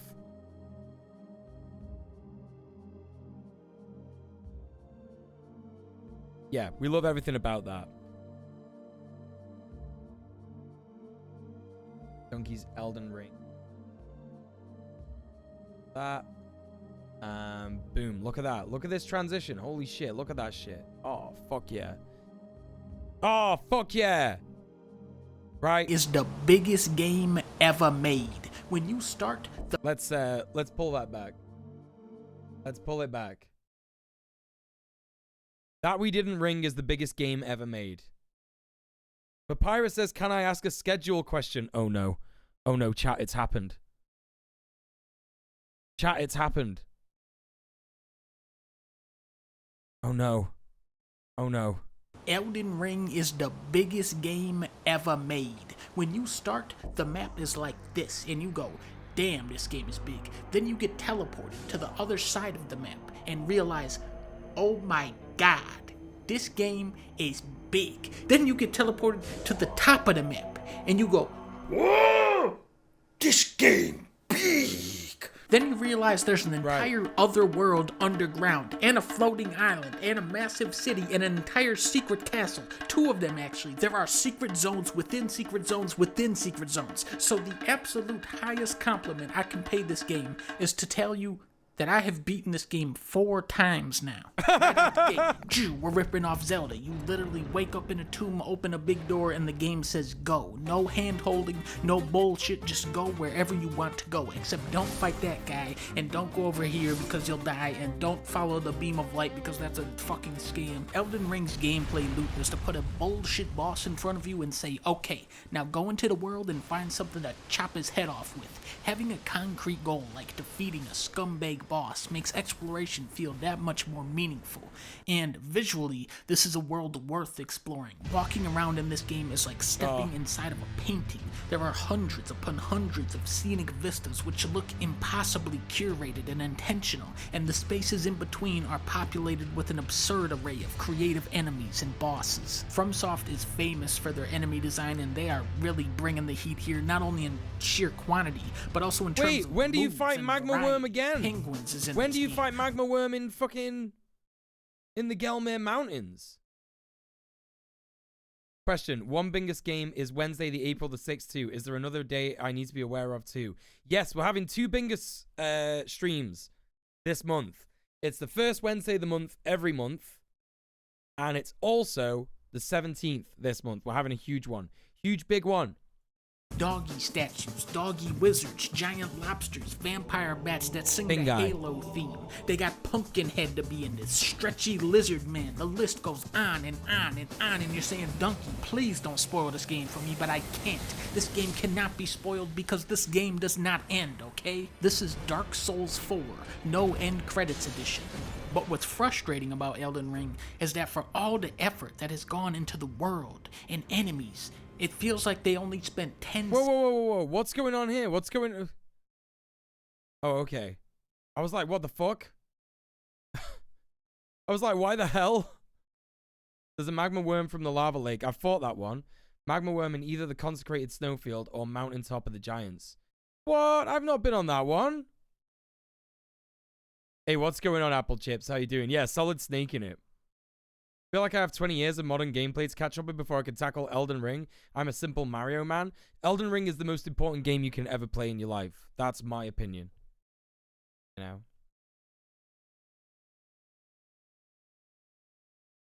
Seconds balancing this game. The difficulty in this game is best described as, what is the word I'm looking for here?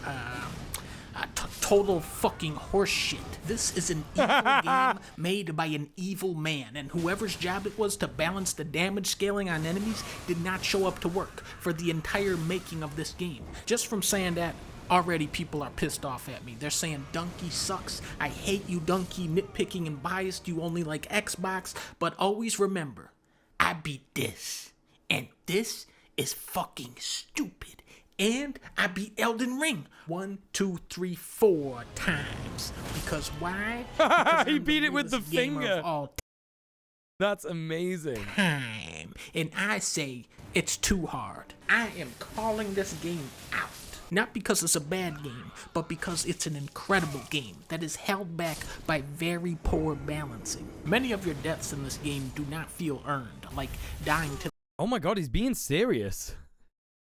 He's actually being serious. I thought he was joking for a minute. He is actually being serious. He really is mad that the game is hard. This stupid shit, or losing 70,000 runes to the wonky platforming. So many enemies in this game can kill you in 1 or 2 hits, or kill you with a combo that comes out so fast it feels like 1 hit. Or they can stun you into another hit, which also feels like a 1-hit kill. Or they can just kill you in 1 grab. Okay, listen, man. That's just FromSoft, right? I'm not being one of these FromSoft elitists that's like, oh, okay, that makes it fair, or shit like that, but, you know, these are just FromSoft games. This is arguably the easiest FromSoft game, because of things like Spirit Summons, you know, Spirit Ashes, there are loads of different ways to play the game, and it's, like, a lot more accessible. Yeah, I just, you know, it's a hard game. It's a hard game. It's made to be hard, you know? Thank you, Dungy, for saying it. I know it's unpopular, but I struggle with gaming, and the difficulty is a genuine barrier for me and my particular issues. No. I don't think it's unpopular. I think it's something. It doesn't matter if it's unpopular or popular. If you have a criticism of a game, it's valid. I just disagree. I think that it's like, yeah, the game is difficult for sure, but it's made to be difficult. You know, it's not like an oversight that they made it. You know.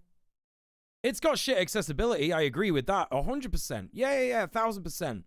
You know, and if you have particular issues that you are struggling with in terms of because of your disabilities or because of your, you know, your mental health, your neurodivergencies, then yeah, it's gonna suck, right? It is gonna suck. I've got that criticism fully. I'm right there with you. But just kind of sitting there and being like, oh, there are some moves that can kill you in one hit. Like, you're not supposed to beat every boss first try. Like, you're just not supposed to. I don't think that's the case in many games. Bosses are supposed to be like a skill check, right? I don't know. I just disagree. I disagree. A lot of it is hard. Like, I'm the guy that almost lost my fucking mind fighting the gargoyles. You know, the 2 gargoyles. And who else was it? There was another boss that I really didn't like. I really thought it was super unfair. Melania. You know? Melania really pissed me off. I was like, fucking hell, that sucks. That sucks so much. But, you know, totally, you know, totally fine with the difficulty. But that's me. That's why you get extra lives in Mario. That's why you get infinite lives in in Elden Ring.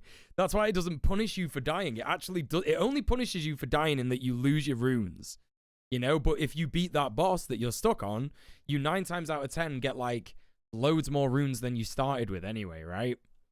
That's the only issue that I have with it. It can get frustrating, sure, but I guess it's designed to be that way, you know?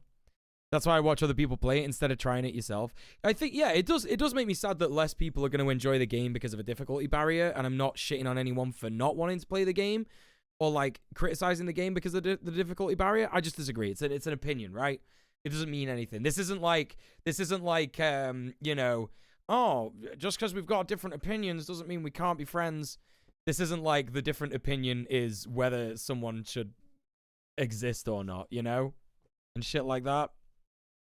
Straight up, having super aggressive enemies with crazy combos and unpredictable attacks is the fun kind of difficult, but making those moves hit for your entire health bar is fucking lame and cheap. Rewards. Now, what's fun about Elden Ring's rewards is you never know what you're gonna get. What sucks about that is you end up struggling hey, Anthony, how are you? an hour to get a wizard staff that you can't even use. Look at this dude. He cannot actually turn around to attack you. He is worth 3,300 XP. Then you have this guy who can do this, and he can say this, or he can say this, and he has this move too. This guy, who has a ton of health by the way, is worth 3,800 XP. Okay, I actually agree. I actually agree. This one, I actually agree. You know? The amount of runes that you got for the enemy difficulty, that is one thing that I do have an issue with. 1,000%. Yeah. 1,000%. Yeah, a respectful disagree like that is always welcome. That's the thing, like, you know, see, that's the issue, right? Because lots of people online seem to think that a game is their entire personality. Like the Dark Souls 2 stuff, it's like, oh, Dark Souls 2 is the worst game in the franchise. If anyone disagrees, they're a piece of shit. Blah, blah, blah, blah. Like, you know, whatever. Like, that's so embarrassing to lose friends over an opinion like that. Like, it doesn't change anything. It doesn't change your life if someone disagrees with you on it. Like, I follow, like, some of you probably know the Tavernacle.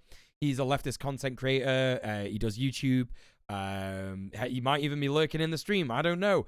But the Tavernacle has the worst takes about Elden Ring. Like, it's mind-numbingly bad. I fucking hate his takes about Elden Ring, but I see him on the timeline all the day, you know? And I'm not about to fucking block him for it. I'm not about to mute him or anything like that, you know? Because it's whatever, it doesn't matter. But he has the worst takes. Just the worst takes on Elden Ring and FromSoft games. But you just ignore it, you know? It's easy to ignore. What's not easy to ignore is, like, people's right to exist. Those kinds of opinions, when you have a difference of opinion on, that's obviously not okay. That's the time that you lose friends. I'm good, thanks, bad at this. Yeah, I hope you're good as well. Hello, B. How are you doing? Welcome in, welcome in. 500 more than the guy who can't turn around. Ow, wah. You think that's fucked up, though? Look at these guys. They're literally sleeping. Watch what happens when I hit L2.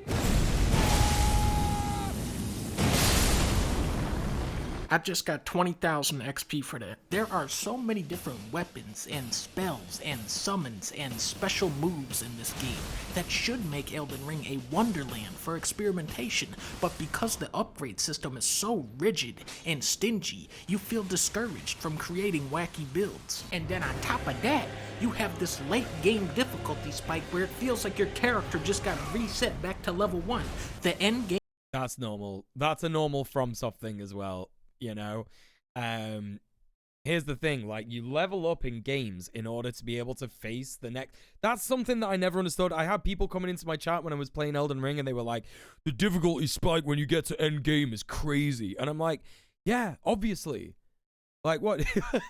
But you level up in order to get to that level, right? In order to get to the level where you can handle the end game difficulty. It's just, oh, come on. You know, there is one thing that I will say about FromSoft, and that is that the community is terrible. Like, if someone comes to me and says, yo, I'm struggling with Elden Ring, can I have some tips? I'd be more than happy to give them tips. I'm not going to sit there and say, get good. You know, I'd be like, yo, have you tried leveling up your weapon? Yo, have you tried doing this? Yo, have you tried doing that? You know? But it's, yeah, it's one of those, like, it's just, I don't know. I think the game inspires the community to help each other in having, like, a lot of vague stuff going on. You know what I mean? Game bosses are so brutal and so fast that it ultimately funnels every player into using the same broken builds. It's probably starting to sound like I hate this game, but try to remember, I beat this big-ass game 4 times. 4.5 actually. Clearly they did something right. Games like this are far and few between, so I want them to get this one just right. And the good news is that most of the problems with Elden Ring... Wait, I actually disagree, because there's such a strong loving FromSoft for, community. It's basically directly split. The arseholes are just loud. The arseholes are loud, yeah, they are loud, can be fixed by one dude with a slider tool. Just turn enemy damage down by 20, 30, 70%, and we're back in business. 1, 2, 3, 4, hit! Well, there you go. There you go. Disagreed with a lot of things. Agreed with a lot of things. I like the fact that, you know, I like the fact that they did, well, Donkey did a lot of critique in there. That's good. It's good shit. Oh, yeah. Check this out, gang. This is pretty funny. I saw this the other day.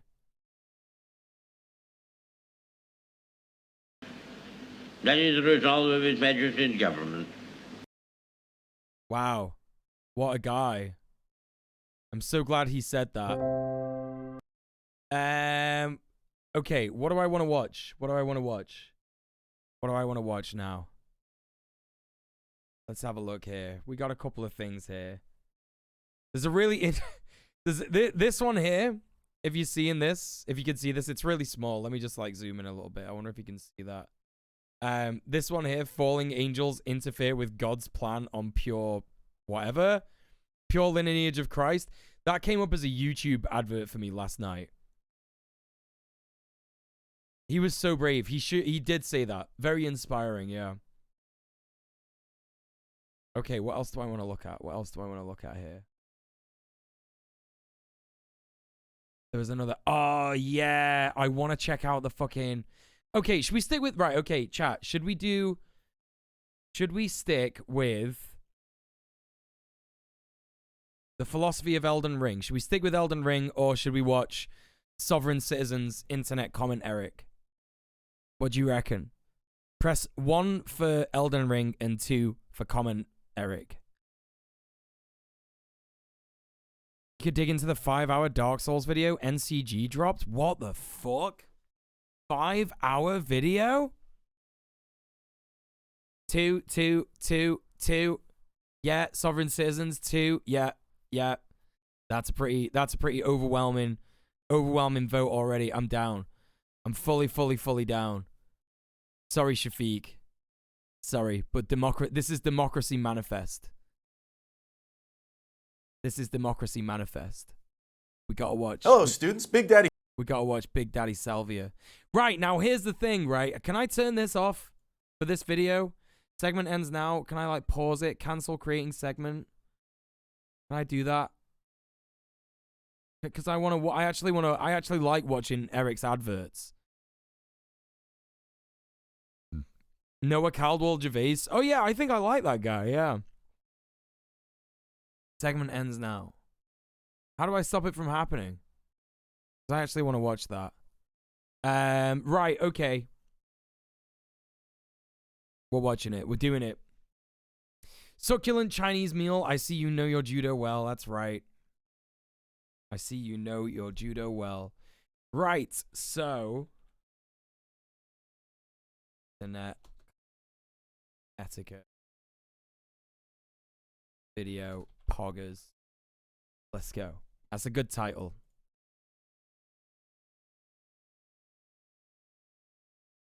I am Sovrin. Innit. Bruv. Legend. Yeah, that's a good title. Good title there. Hey, Kerry, what's going on? Right. Let's give it a watch. Salvi is back with more hot takes and cold nips. Now in today's lesson, we're going to look at one of the most entertaining communities online, sovereign citizens. A sovereign citizen is someone who... Oh, I'm so hyped for this. I'm so hyped for this. Like, at least 80% of my friends from 2014 to 2018 were all about this shit. They were all about, I'm a sovereign citizen. I've got the right of freeman on the land. You can't arrest me for having a bag of ganja and stuff like that. Yeah, and it was so funny. All weed heads, all of them, every single one of them, a complete baghead. You know? Who insist that they're not a citizen of their own country, but instead a citizen of, like, the world. I actually don't know. Here's what Wikipedia says. The sovereign citizen movement, also Sov-Cit movement or Sov-Cits, is a loose grouping of primarily American litigants, activists, commentators, tax protesters, financial scheme promoters, and conspiracy theorists who claim to be answerable only to their particular interpretations of the common law and to not be subject to any government statutes or proceedings unless they consent to them. Yeah, you might be thinking, hey, that Wikipedia article... Hey, Dribble, what's going on? Welcome in. Sounds like it was making fun of sovereign citizens, and yeah, it probably was. That's because sovereign citizens are excellent at putting themselves in hilarious situations where they lose horribly. Sovereign citizen gets tased. I hate when they spoil the best part in the title. Play. I'm not a person. So you deal here with Admiralty Maritime Jurisdiction, which deals with persons, which I am not. What are you? I'm a man. I'm a man, yes. Are you a citizen? No. All right, let's... Yeah, the video will be loud compared to me, but I'm not planning on talking over it, so... Let's try to guess which person in this video is going to tase him. This is also freedom of the press. I mean, I don't know what the hell law book you're reading, man, but it doesn't apply to me. You leave the camera with your mother outside the courtroom and you can come in. You are not God. You have no jurisdiction over me. God's not worried about cameras. You're not God. These people are easily the funniest people around. They are easily the funniest people around. I love it. I actually love him so much. P. Barnes is a true American hero? Who's that? In American, we love the Sovies. They usually have bad opinions on age of consent. Yeah, it's not... That element of it is not... It's not really that much of a thing in the UK. In the UK, it's mostly people who, like, you know... They don't want to get arrested for having weed and shit. Like, that's all it is. All right. Okay, that guy's gonna tase him. Well, why are you worried about cameras? Because you want to do something wrong? Because you want to do something wrong? Because if it's against the rules, that means it's because somebody intends on wronging somebody else. Because they're afraid of being held accountable. P. Barnes. It's a nice speech. P. Barnes. Wait, what? Is that who this guy is? Is that who he is? What the fuck? Like, they're so close to getting it right, you know? They're so close to getting it right. Yeah, in the UK, they just wank all over the Magna Carta. They use it as an excuse to be anti-vax. They do tend to be fash. Most of them tend to be fascist, but like a lot of them are just kind of like, I don't know, crusty hippies, really. But you're still not coming in. You see, now I'm thinking maybe a minion's gonna creep up behind him and hit him with the taser. Oh, nope. Step back. And you're using... And there's the minions. It never gets old. It only gets old when you start to feel bad for them. But that's not gonna happen. Stop, please. I'm not doing anything wrong. Hey, you know... Okay, like, the only reason that this is funny is that it feels like it's probably doing something extremely wrong. This person is probably doing something extremely wrong. What? You guys are really overstepping your bounds right now. Oh, shit. It's a great community of sovereign citizen bullies. We all talk to each other. Hey, brother, great vid. I laughed my butt off. This is like watching someone try out a new ability in a video game. My man unlocked the sovereign citizen power-up, and the first thing he does is try to barge into a courtroom with his phone out. Fortunately, Penn and Teller's... Wait, what was the caption? What happened? Twins were there to tase him, which somehow he didn't see as a possibility in this situation. By the way, nice touch putting those minions in there. I thought that really heightened the experience. I was about to feel sympathy for this guy, but then the minions let me know that I'd be the odd one out if I wasn't laughing. Yeah, definitely ACAB. Definitely ACAB, but it is always funny when fascists get tased. Not promoting violence. No, I can't promote violence. We can't promote violence in the chat. You can't even say it in Minecraft, so, you know, don't even try it in the chat. You will get banned. But yeah, you know, it is funny. Laughing at this dumb dick-sucking idiot. And post. Oh, you mean my title, Splotnik. Right, okay, good. Hey, you guys want to see the worst way to handle getting pulled over ever? Well, here's about 10 of them. I might have you for speeding, 72 and a 55. So I need to see your driver's license. Is speeding a crime? Yes, it is. I need to see your license. Okay, this is fucking so ridiculous. Oh, god damn it. Like, I hate cops so much. You see, this is the issue that we've got here, folks. This is the issue that we've got. I hate cops so much.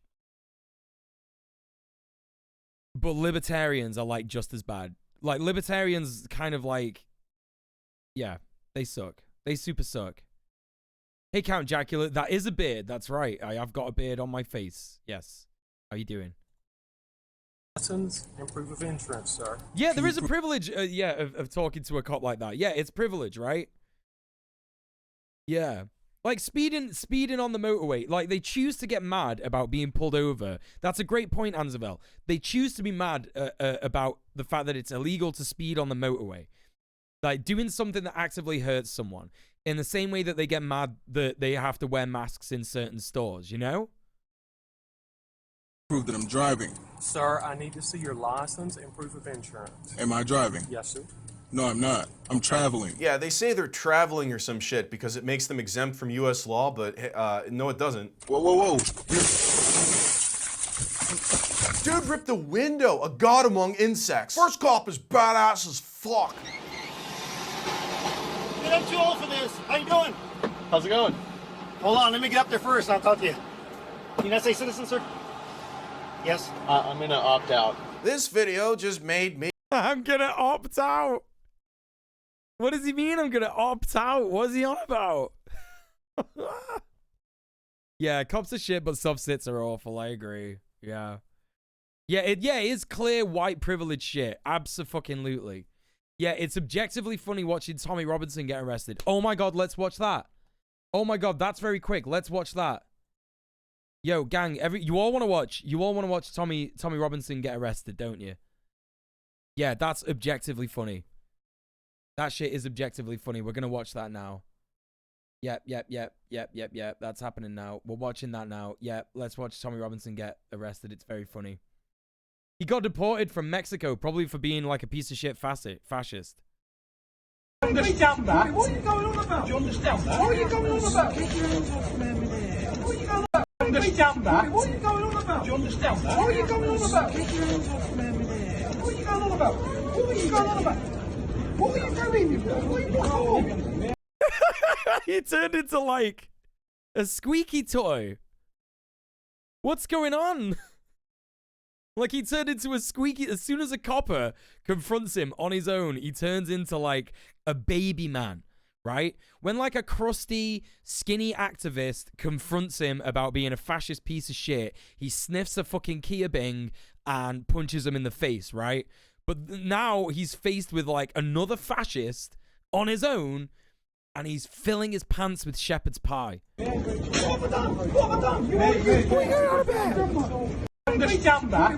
Fucking brilliant. What are you getting on about?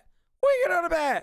There's also another one. There's also an extra bit of video that we can check out. Here we go. Yeah, here we go.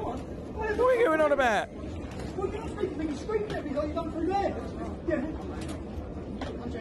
He's not got his heavies with him, that's right.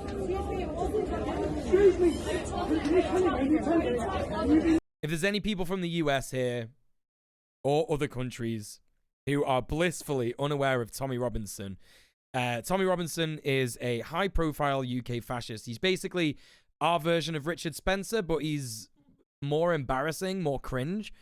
And, yeah, just basically makes his living by trying to jeopardize court cases where people have been molested by pedophiles, and tries to make it all about how it's definitely only Muslims that do that, and no white people. Was he arrested in Manchester? Is that right? He was arrested in Manchester Airport? That's pretty funny. He's actually from Manchester, unfortunately. He's from Wythenshawe. He wasn't a footballer. No, you're thinking of David Icke. David Icke, definitely a fascist, but less fascist, I think. No, actually, yeah, I think David Icke, you could probably pass. He's on the same level. Conspiracy nutter. You know what I mean? Yeah, he was born in Wythenshawe. Trash can, yeah. Shame. But, you know, it happens. I know who he is and what his real name is. Yeah, his real name is Stephen Yaxley Lennon because he changed it to Tommy Robinson to be more appealing to working class people. Yeah. No, he used to be a fraudster and a con man, yeah. Right, a football hooligan gang for Luton Town of all places. I know, yeah. Well, he only chose that because it was the most racist one, right? You know? Was he deported or never made it to Mexico? I think he was deported. Not sure about it. It's just very funny. Just very, very funny in general.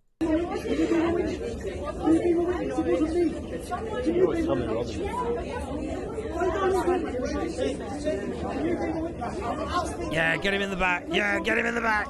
Out of order. Get him in the back. Yeah, they've roughed him up, mate. Oh, they've roughed him up. The person with the phone is a piece of shit. Shut the fuck up. Oh, they've roughed him up. They've roughed him up. Dude, the amount of fucking people he's roughed up. Who gives a shit? When was this? A couple of days ago, I think? Yeah, a couple of days ago. Yeah, very funny. Very funny shit. They laugh over and over again. I don't like these intimidations. It's not intimidation, it's the law. Yes, it is. It's not the law. I'll count you 3 and I will break this glass. Don't break the glass, man. Buddy, you might not be an American citizen, but that is an American police officer, and they love to break windows.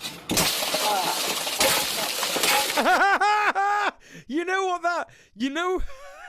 Did you hear him? Did you hear that guy? Hold up. Listen to the guy's response. Officer, and they love to break windows. He's like, I can't believe you've done this. Hey, Master! Does anyone have a video of this guy explaining to his boss how the window got broken? Yeah, we just went through a breathalyzer. We refused to stop through a breathalyzer test. I'm not driving, I'm traveling. This guy failed a breathalyzer, and he's like, oh, you know, whatever, I'm resisting arrest. It is the height of white privilege. It really is. Whoever said that in the chat was absolutely correct.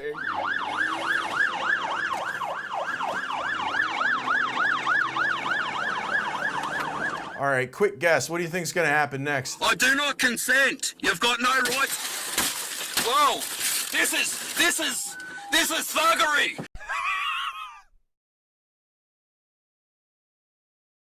This is thuggery. What the hell's going on? I do not consent. I do not consent. Almost shat myself laughing. Hey, I am asking him for his supervisor. I am asking you for your... Oh my God, I want to speak to the manager of the police. He's literally saying, I want to speak to the manager of the police. Let me speak to the manager of the police, please. Your supervisor. Okay, officer. He's like, here's my fucking supervisor, bitch. His name's Baton. Sir, I'm asking you for your supervisor to come out here. Now you have busted my vehicle up, and now you are going to detain me. You are illegally getting into my vehicle, and now you have taken my phone. Oh, what a bunch of nincompoops. Damn. What was happening? The guy was just providing a running commentary of what was going on. And even someone's grandma's punching down on these people. Are you tired of nefarious fascist police officers smashing your windows every time you get pulled over? Well, take your next social security check to Big Money's Sovrin Citizens Window Replacement Service. No ID? No problem. No registration? You don't have to tell me shit. We're a sovereign company, which means we're not from anywhere, so we don't have to pay taxes or follow laws that keep us from employing child slave labor. So next time a state trooper shatters your window with the butt of his mag light just because you acted comically suspicious, give us a call. Our window replacement orphans will ride their tricycles over to your home and install a brand new window so you can go back to rolling it up in cops' faces and getting it smashed all over again. What? Is that a raid from Bad Bunny and my raid alerts are not happening and I don't know why? Oh my god. What's going on, everybody? Welcome in. It's the Bunny Bus. That's right. QE raid. Look at all these beans. Hello, old chum. How's it going, everybody? Welcome, welcome. Wait, why did that not work? Let me try it. Try that again. Hello, old chum. No idea. Well, thanks for all the follows, everybody. Welcome in, everyone, from Bad Bunny stream. Gang, if you don't know Bad Bunny, please go and show some love to Nicole. She is my co-host, one of my co-hosts on Red Planet, and she's also super duper based. Very cool. B-Rat, thank you so much for the gifted sub to Bad Bunny. Nicole, enjoy your ad-free view and your sub badges and your remotes. Hello, old chum. If you like my politics, you'll love Bad Bunny's politics. Go and show her some love. She's a legend. Thank you so much for the sub. What the fuck is this? Chase the Black Cat. AYAYA raid bun. AYAYA. Thank you so much for the 4-month sub. Holy shit. Thank you so much for the support, peeps. Appreciate you. Appreciate you. Gang, if you don't know me, my name's djmuel. I am a leftist political streamer. I'm also a Soulsborne streamer. I do all sorts of weird fucking content. Iron Forward, thank you so much for the Prime Gaming. Thank you so much for triggering a hype train. That's very, very sweet of you. Thank you, thank you. Yeah, my pronouns are he, him. We're currently watching Sovrin Citizens. We're currently watching the new Big Money Salvia Internet Comment Eric video. It's pretty fucking funny. As you know, we hate cops, but we also hate libertarians. And libertarians pretending that they're sovereign citizens. Sophie from Mars. Love you, babe. ACAB. Thank you so much for the 4-month sub. Thank you, thank you, thank you. Welcome in, everybody. Gang, I appreciate the hype train, but yeah, I do ask people if they are financially able to support the stream. I do ask people to consider donating via the PayPal link instead. Twitch is a terrible platform for marginalized streamers. They have not done any work to make the platform safer for marginalized folks. So here on my channel, not only do we ask people to consider subbing off Twitch for that reason, but also because it just means that Twitch takes 50% of your money and 100% of your money could be coming directly to me to support me, to pay my bills, all that kind of stuff. So yeah, please join us and consider subbing off Twitch. But again, subs, bits, all that stuff, wildly appreciated. So thank you so much for everybody who's subbed. I'm not trying to, you know, say that that shit is not appreciated at all. But yeah, thank you so much, everybody. Appreciate the support. But yeah, that's what we're watching. Yeah, we hate cops, but we also hate libertarians. And libertarians pretending that they're sovereign citizens and using their white privilege to try and challenge cops is very funny. So that's what we're doing. That's what we're having a look at here. So yeah, join us. I hope you had a great stream, Bunny. By the way, gang, I don't know if Shafiq shouted out Bad Bunny, but please go show some love. Bad Bunny, thank you so much again for the raid. Appreciate you. Again, we have. Oh, and also go show some love to Sophie from Mars, who I believe was on Bad Bunny's stream earlier this evening. course, my other co-host from Red Planet. Standing by all over this big piece of land we live on that nobody belongs to for sovereign citizens who think they can outfox a police officer who's probably been looking for a reason to break someone's window all fucking day. What that really means is we're located in Northern California, Oregon, Florida, and Penis Valley, Mississippi, where I was born in a burned down schoolhouse. That's big money sovereign citizens, window replacement service.com if state troopers know your face by now. I normally don't root for the police unless they're in one of my many favorite comic book franchises, but if you people keep talking to cops like you have a Girl Scout in the trunk, I'm gonna be a very rich man. Oh, by the way, all the orphans are very sick with something right now, so keep your distance while they install your new window. And please don't feed them. They are sovereign citizens and they can forage their own meals. And I can get away with all this shit. Yeah, that's not his real accent, but it is a good accent. Sure. Absolutely. Absolutely. Oh my god, Mixed Chloe B is here as well. Can I get a shout out for Fair, please, Shafiq? Mixed Chloe B is a dope streamer as well. Please, please, please go and show Fair some love. How you doing, Chloe? Welcome in. Because Libertarians really believed in the NAP and the Second Amendment. Why don't they fight back against cops in these situations? Yeah, it's super funny. Like this one guy that we were watching just before, he was just like commenting on what was happening to him. It's so bizarre. It's so bizarre. This is thuggery! What the hell's going on? I do not... Okay, officer, I'm asking you for your supervisor to come out here. Now you have busted my vehicle up, and now you are going to detain me. You are illegally getting into my vehicle, and now you have taken my phone. Oh, what a bunch of niggas. It's so ridiculous. I want to speak to the manager of the cops. Yep. Very normal. Very normal. Comic book franchises, but if you people keep talking to cops like you have a Girl Hey, Scout in the Pinklon, how you trunk, doing? I'm gonna be a very rich man. Oh, by the way, all the Hey, orphans Friezo. are very sick with something right now, so keep your distance while they install your new window. And please don't feed them. They are sovereign citizens and they can forage their own meals. And I can get away with all this shit because I'm just traveling. Post. And yes, I do own that domain, and yes, it does forward to my merch store. Well, I could show you compilations of sovereign citizens getting their windows smashed for hours. There's simply so many of them. But no, I'd rather get... I do wonder how streamers find the time to watch streams. I watch streams after the stream when I'm in bed. When I should be doing stuff like reading and winding down. I put on my friends' streams and I watch them and I stay up way too late. Way too late. Hey, Zen said, this guy, that's how he got his name, Big Money Salvia, because he smoked a bunch of salvia and tried to... well, he didn't try and drive a car. He knew he wasn't going to be able to drive a car. It was super fucking funny. Hello, Carolina Lena. How you doing? Hello, Frazo. Hello, Sky Solo. So many people here. So many lovely beings. Hello, old chum. Thank you for the follow. Americans love the Second Amendment for everything except protecting marginalized folk in their community. Yeah, for sure. 100%. He almost fell off a roof, did he? Yeah, that's this guy bad at this. Yeah. Yeah, let's watch the video. Yeah, let's watch it.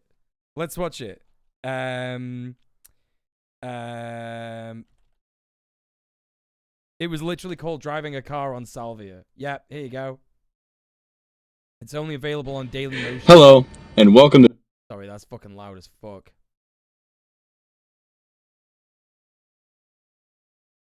Gonna work. There we go. Driving on Salvia. I'm Eric, your host. Now, today we're going to take the car out onto the streets, and we're going to do some K-turns, and then we're going to do some U-turns, and then we're going to go ahead and parallel park in a spot smaller than we have before. To start it all off, however, we need to take a hit of our Salvia.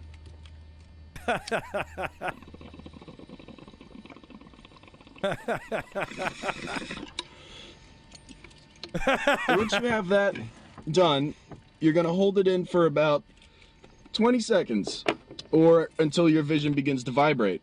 At that point, you can start your car and you'll be good to go. In the meanwhile, check your mirrors. Make sure you're pointing in the right direction.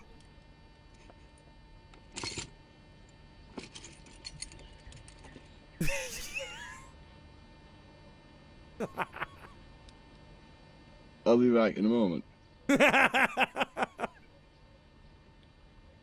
It's so good. Ooh.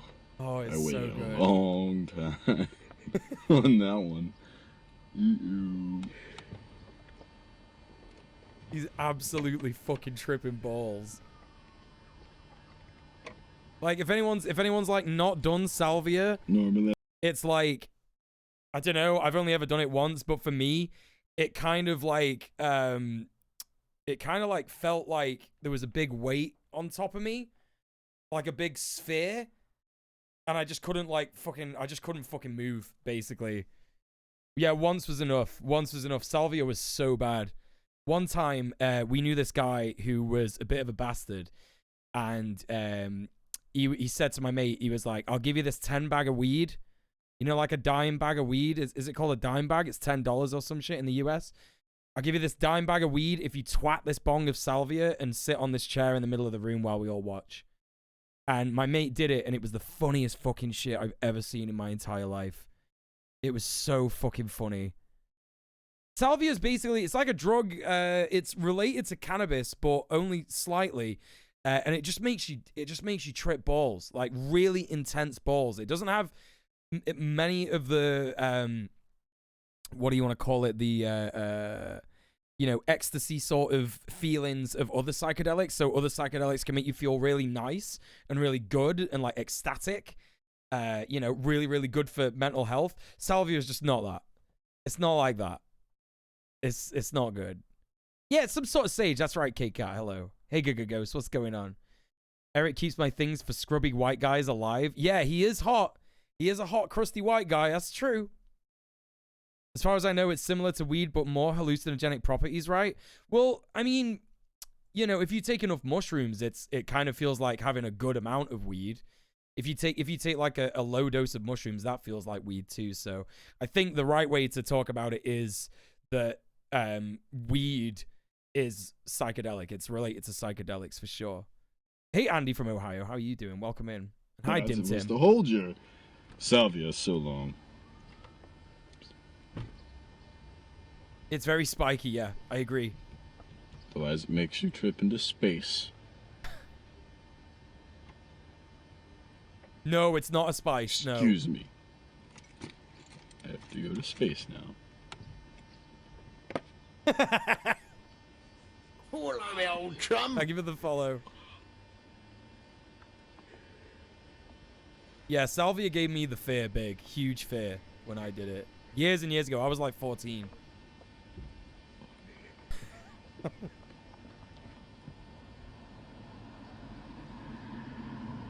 All I know is that what he said on his stream is that instead of building up a resistance to it, the more you do, it hits harder. What? Really?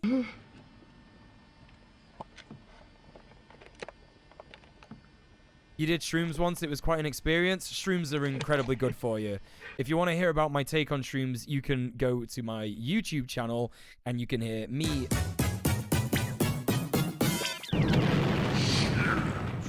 Johnny, thank you for the 26 months. Hello. I hope you're all doing good.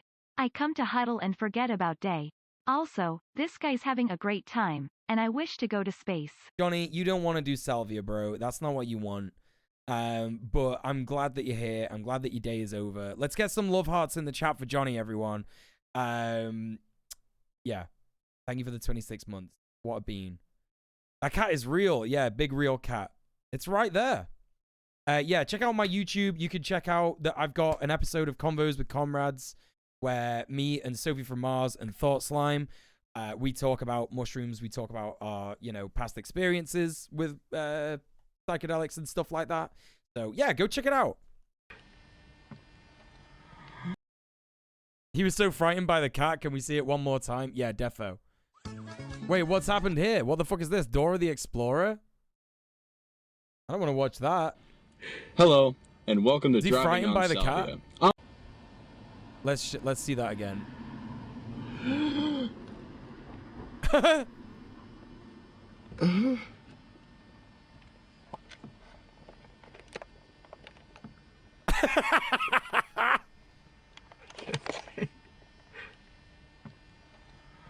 Yeah, that cat knows what's up. That cat knows what's up. Right, let's get rid of that before I get fucking DMCA'd by whoever produces Dora the Explorer. Inside the minds of these people, so that I can mercilessly shit on them in brand new and exciting ways. So yeah, chat. That's who this is. That's who this is. And now we're gonna watch him talking about sovereign citizens. ways, and not at all accidentally stumble upon a reason to feel sympathy for them or anything. So here's Facebook. Sovereign citizens are a joke. The sovereign citizens are at it again. I swear to God, sovereign citizens are fucking R-worded. Oh, it's mostly just Facebook groups making fun of them. Well, this is odd. It seems like there's more people mocking the movement than there are people in the movement. Does that mean that the movement isn't He's grown big up a bit enough to since mock? then, yeah. 'Cause all I can find here are a few scattered posts. Why doesn't this group have a link for files to be downloaded? Someone posted a link for paperwork. I am searching for that link. Oh my God, you are asking for people to send you shit to be downloaded. Tanuki. Got the link right here, girl. Check out www.nevervaccinate.com. It's got all the info and reply. And yes, I do in fact own that domain as well. And once again, it does redirect to my merch store. I have a question. I'm looking to become a sovereign citizen. I'm in my 60s and wanted to know if I will still be able to receive Social Security benefits.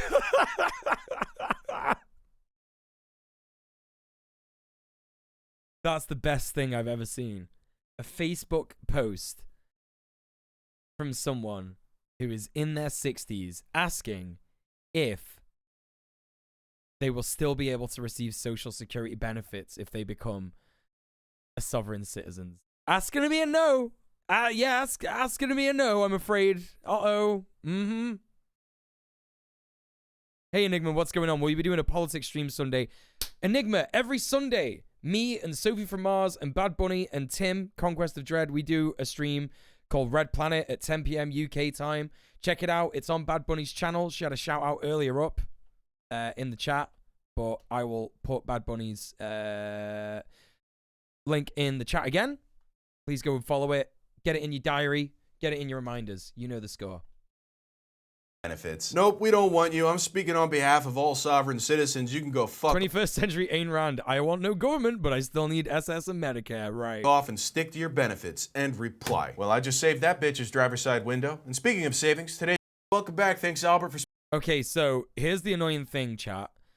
I recently got one of these things. Someone in my chat said that there's like an extension that you can use to skip sponsored segments in videos. I don't really know what it's called, but like I actually don't mind watching everyone at this party in Eric's ones, even though they're adverts. They're always really well produced.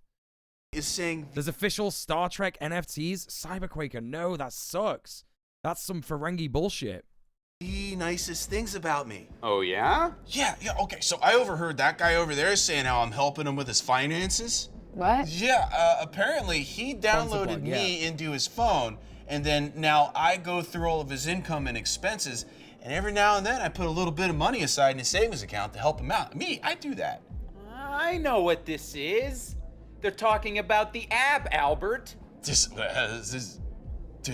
app named Albert? Yeah. And it's totally free. And anyone can manage their money with Albert. I signed up at albert.com/bigmoney and they gave me a $150 bonus. Yo, JMM, what's going on? Yeah, we covered the we covered the treasury NFTs today. I love to live in a country where the price of living is going to be astronomically high, so much so that it's higher than it's been in 20 years. And what the government is doing is they're making Royal Mint NFTs. Okay, but also I overheard somebody saying how I gave them their very own Albert debit card, and now they get 5 to 20% cash back at their favorite merchants. So, probably talking about me. No, dude, they're talking about the Albert app, not you. Yeah, someone asked that earlier in the chat. Yeah, I have seen the Sargon of Akkad video. Yeah, it's fucking well funny. Because it's like, yeah. You know, the way that he like just plays the video and says, no, I'm gonna just let this guy talk. I'm not gonna like, you know, clip him out of context and do all that kind of stuff. I'm just gonna let him talk and react every now and then to what he says. And it is the funniest shit ever because some of the things that Sargon of Akkad says in that video are just absolutely insane. Like the literal brainworms, like so absurd. So absurd. Very, very good video. Yeah, I enjoyed it. What is this app though? It sounds like a scam. Yeah, this actually does sound like a scam. Yeah, I agree. Albert, you don't even have a bank account. What? Look at Albert. This Albert has a bank account. I was nailed with an overdraft fee last week. I hate those. Oh, well, you're not gonna get overdraft fees with me. Just ask Jerry over there. He said that instead, I will instantly spot you up to $250. Yeah, you know what? We could do without this one. This one sucks. You know, when it's Raycon earphones, whatever, that's cool. But when you start, like, I don't know, doing ads about debit cards and trying to help people in debt and stuff, yeah, not good. Talking of a card is scared of muscles on women. What kind of idiot would be scared of muscles on women? You know?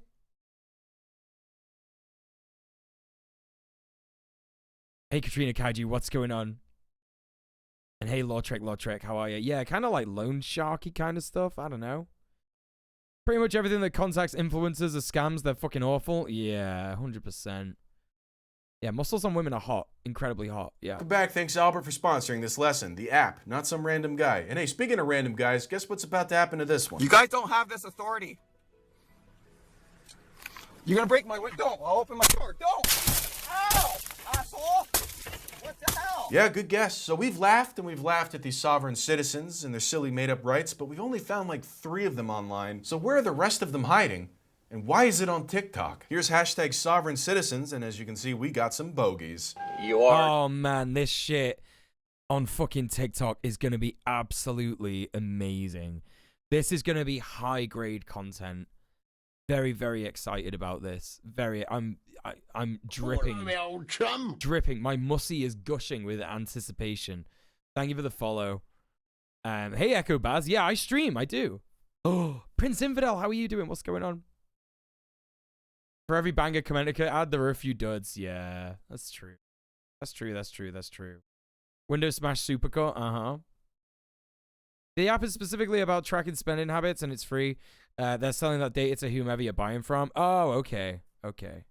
Are delaying me, which is a penal code violation in the state of California. That law only applies to U.S. citizens. Well, where are you a citizen of? I am not a U.S. citizen. Well, see, that's I am a free inhabitant. I am of the earth. I do not belong to any corporation. I do not belong to any country. Yeah, but as long as you're in the sovereign states of the United States, you will abide by the rules and laws. See, and you have certain protections. a free inhabitant is they are allowed to. When people like this try and defend what they've been told in very vague terms on Facebook because they just want to get around speeding and endangering people's lives, it's really embarrassing. Like, you know, again, I just want to say we hate cops. Obviously we do. But, you know, there are totally some things that you just need to not do, like speeding, drinking while driving. Sorry, but just like saying that you're like a sovereign citizen. It's for real caucasity. Yeah, absolutely. Absolutely, yeah. They're free people. They have all of the rights of a U.S. citizen without following any of their laws. Well, that would just be pure anarchy. Nope. I can't even tell if this the cop and her are having like really bad takes. Both of them having the worst takes. Oh my fucking god. This is pro-sovereign citizen, but the comments are: call the police on him and file free citizen's arrest on him. He impeding her travel and is her property. She isn't a commercial business. These states are undermining Constitution. Give back your license plate, and registration of the car, which is your personal property, and be a traveler. This is the person that said they're jealous of how pleasant your voice is on Red Planet. Well, Echo Baz, I appreciate that. That's very, very, very kind of you. Pulled up my boyfriend's butt while reading these comments until I got pulled over at a speed trap and the cop arrested my balls for not having an ID. And everything's legal. Oh, you know what? I know how to find the real sovereign citizens. I just gotta misspell. Yeah, same, Chloe. Yeah, let them fight. Let them fight. Hashtag sovereign citizens and search. Yup, there we go. That's where they're all hiding. That's so bad. It's like, obviously, like the spelling error. It's fucking funny as fuck, but it is bad. Don't take the mick out of people spelling stuff wrong. People have got dyslexia. It's not fair. But yeah, they don't know how to spell it because they don't know things as well. It's true. Yes, I am. Yes, I am. Yes, I am. Yeah, I don't really want to make fun of this one because it's oddly endearing. Like, how could a cop ever smash her window? What I'm gonna do is a duet. Oh, I look good. I look good. Oh, I look good. He's so good. Wait, let's read this. Wait. Let's read this. Let's read that. Government funds are not politicians' money. It's our money. Their job is to facilitate it the way we see it. All right, that's going, that's going the right direction. When are we going to stop seeing our country as being ruled by dictators and remember we're the ones in control? It's a good start. It's a good start, to be honest. You know? But the things that they probably don't want to be arrested for are like taking a shit in the middle of Arby's. Do you know what I mean? Hang on, what's this bitch saying? Government funds are not politicians' money, it's our money. Their job is to facilitate it the way we see fit. Oh yeah, no, definitely, that's true. Wait a second, what if we don't have to pay taxes? Sovereign citizens? Try sovereign. Is she from Alberta? Sovereign Covidiot. See, that guy tried to make fun of them, but he also spelled it wrong. Trump 2024 in the comments. Anyway, I'm gonna duet this shit too. Oh my god, Oh, I fucking love Eric so much. That's the funniest shit. so good. I look so good. And hey, here's some guy using the tenets of sovereign citizenship to just ignore the president. I just watched a video by a young man and I was very impressed. It says in the Declaration of Independence, and I quote, "Governments are instituted among men, deriving their just power from the consent of the governed." So what's he gonna say, chat? What's he gonna say? I revoke my consent for you to be my government? It's gotta be something like that, right? It's just it's you voting for the guys that want to take half your taxes and fund fighter jet development quagmires, right? I, as an American citizen, would like to formally announce that I revoke my consent. That's not what it said. That's not what it said. To be governed by this president. Yeah, but he literally, he won't leave the country. These motherfuckers are always like that, right? And we have them in the UK as well. We have them in the UK where they're like, if you don't like the rules, then leave. There's the door. There's the door. Laughing face, crying laughing face emoji, you know? Crying laughing face emoji politics. Country back, there's the door. And like, they're always the people to say that. If you don't like it, leave. And then they will be the people who are like, no, I don't want to get arrested for speeding. I don't want to get arrested for drunk driving. And it looks like it's the same in the States. For some reason, this TikTok is like flypaper for other people just quietly staring into camera. I, as an American citizen, would like to formally announce that I revoke my consent to be governed by this president. This one. Look at this one. Look at that one. Look at him there.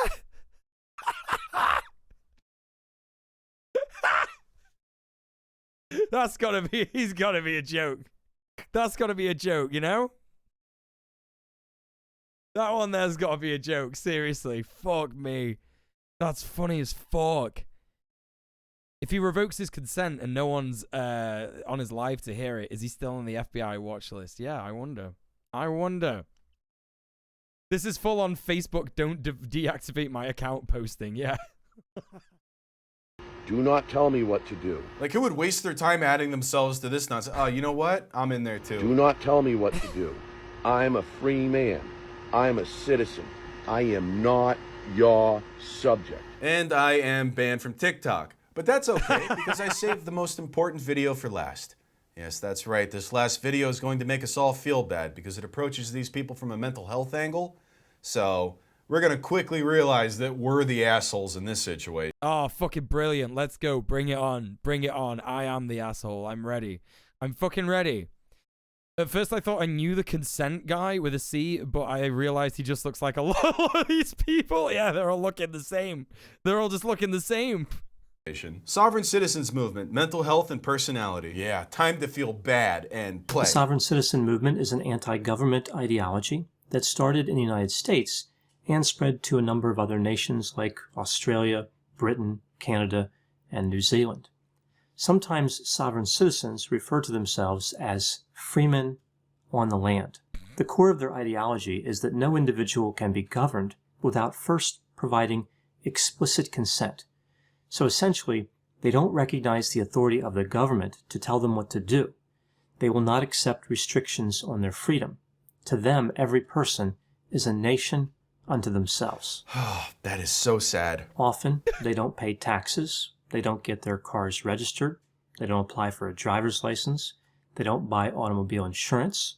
They will not vote, obtain a marriage license, or use zip codes. So I guess they are underrepresented among mail carriers. Hang on, did he just make fun of them? They use the term special trust deposit. They refer to the government as a corporation. And they like the term chargeback notice. This one is popular when they are trying to get out of paying a bill. Oh, no way. Even the mental health video is shitting on these people. I find this movement to be pretty interesting. Most conspiracy theories don't have an upside to the person who believes in them. For example, if someone believes in alien lizard people, they usually don't believe that the lizard humanoids are going to give them money or break them out of jail. It's like the members of this group were thinking, if we're going to make stuff up anyway, we might as well get something out of it. This was supposed to make you feel bad. As far as mental health disorders, some are thought to have psychosis, including both hallucinations and delusions, although it is believed that the vast majority are not psychotic. Yeah, I mean, pretty based, right? Because you can't just say that, like, just because someone has psychosis means that they're going to become a piece of shit fascist libertarian, right? Like, obviously, that should be very obvious, you know? So they probably don't have disorders like schizophrenia or a major mood disorder with psychosis. No, all right, so basically... There's no excuse for it. There's literally no excuse for it. It's just like, yeah, well, you know, they're going to be people who have been brainwashed by Facebook. They're going to there's got to be some level of libertarian think tank nonsense afoot here, right? There are libertarian think tanks, aren't there, that kind of like feed this idea that you should be an ANCAP, right? There's like lots of think tanks that are libertarian. Maybe not as many as conservative, right-wing, Christian, evangelical stuff, but certainly there is libertarian think tanks out there, aren't there? Fuck these people. In a sense, this movement provides a convenient way to escape any legal responsibility, although not actually a good way to escape it. But in someone's thinking, they could look at this as the ultimate exception to all. Yeah, it's the YouTube pipeline for middle-aged Facebook users. Yeah, definitely. Libertarian think tanks are some of the biggest, like Cato. Ah, okay, there you go. Laws. Yeah. Rather than fight each law on its merits. Okay. It's easier to simply say, I'm exempt from all legal action. Again, highly convenient to a con artist, but also, I think, something that is tempting for somebody with conspiratorial thoughts. And you know how we treat people with conspiratorial thoughts, right? I would like to join this group, seriously. My ideal life would just be off the grid. My father is in jail for following this shit. My younger siblings are having a terrible time. It's ruining my family's lives. Oh wait, now I feel bad again. Yeah, these people are alienating families.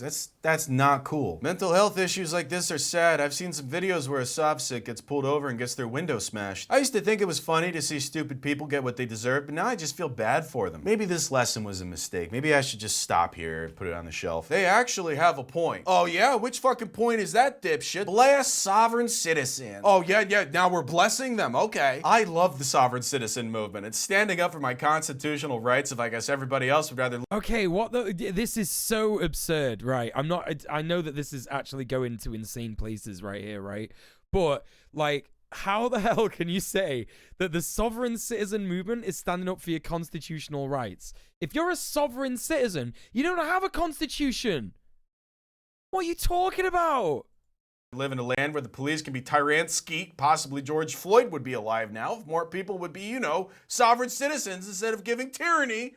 And that's where it ends up, with the stupidest shit you've ever seen in your life. So, today's real lesson is all about the dangers of sympathy. Don't get sympathetic, you little fucking pussy. I may not be a sovereign citizen, but I am a Sauvignon. It's my constitutional right to ignore constitutional rights, right? Citizen. That means I'm full-bodied with a peppery finish, and if a police officer so much as approaches me, there's a 90% chance I'm getting tased. As a Sauvignon citizen, I may not be a member of the United States, but I do have a piece of paper I bought off the internet that identifies me as grown in the Bordeaux region of France, where the night's chill leaves the thinnest layer of frost, perfect for the dark red fruity notes I'm known for. Also, if anyone asks me for my driver's license, I'll spray blood out my eyes like a horned lizard and continue doing whatever it was that requires a driver's license. Nobody can stop me until I've achieved my goal of becoming entirely Sauvignon. The Sauvignon Code says no country, no king, medium-high tannins. And those are words I will defend no matter how many times Medium-high tannins? I need to replace my windows or see my car impounded because the license plate is just a piece of paper that reads private reserve. One day this country will finally wake up and realize that the government doesn't exist and police aren't allowed to arrest you until you've decanted for at least an hour. Also, as a Sauvignon citizen, my appearance on To Catch a Predator is not legally binding in any way, nor are the forged checks that multiple state counties that I don't recognize are out to get me for without my consent. And post! Well, in conclusion, let's all just appreciate how nice it is to have one common group that we can all make fun of without feeling bad,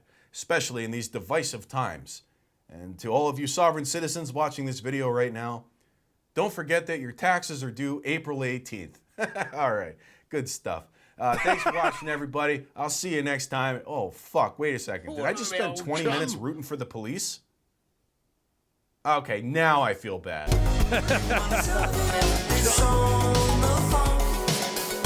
Fucking brilliant. What a video. What a video. That was super spicy. Yeah, very good ending. Kareem Magic in chat says, I remember talking to a couple of psychosis specialists when I was doing my piss sport training. People with psychosis aren't more or less prone to conspiracism than anyone else. Their delusions might seem like they would be, but the delusions are all individual, personal to themselves. They're also different, that their delusions are their reality. It's not something they're indoctrinated to or anything for. Yeah, 100%. 100%. Thank you for the follows, gang. Appreciate you. Right, what have we got next? What have I got next? What have I got next for everybody? What time are we on? Let's have a little cheeky look. Have I got anything small that I can have a look at just at the end? What have we got here? What have we got? What have we got? What have we got?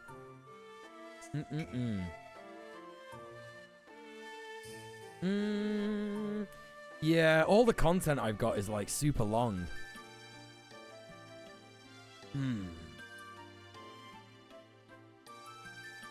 Yeah, we might have to save some of this for tomorrow. Yeah, because I just wanted to watch something like super quick. Oh wait, here we go. Ghost amusing moments. You know the band Ghost? Hold up a hot second. Hold up a hot second. This could be quite funny. Have you met Anyone listen to Ghost? You got any Ghost fans in the chat? Apart from a Ghost. Not Spooky Ghost, the band Ghost. The band Ghost. Don't worry, I'm not here to scare anyone. We're not doing that. It's the band Ghost, yeah. The metal band, yeah.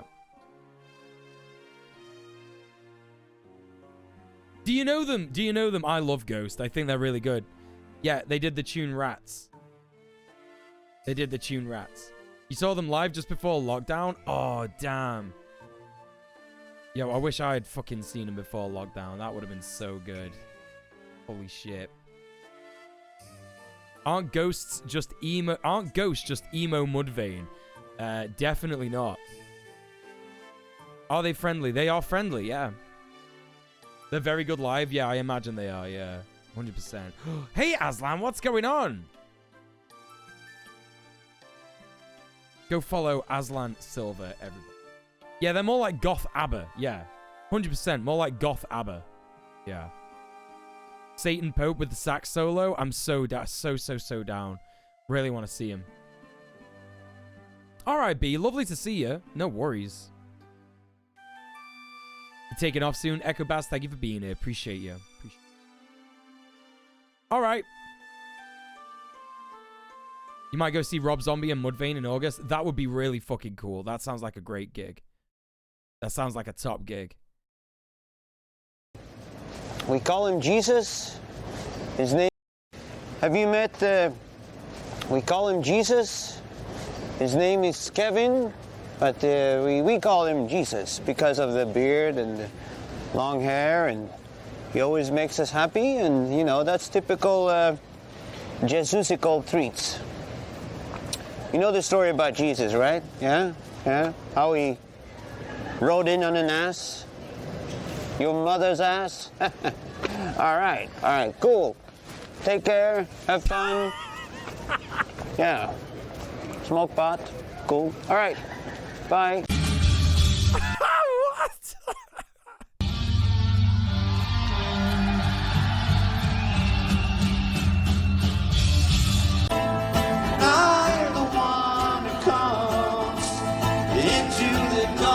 of man, destroying all and make them want it again. Yo, hold up. Let me just put a fucking content warning for flashing lights up because they got some show stuff. Yeah. Watch yourself. Be safe. Yeah, smoke weed and buy, yeah.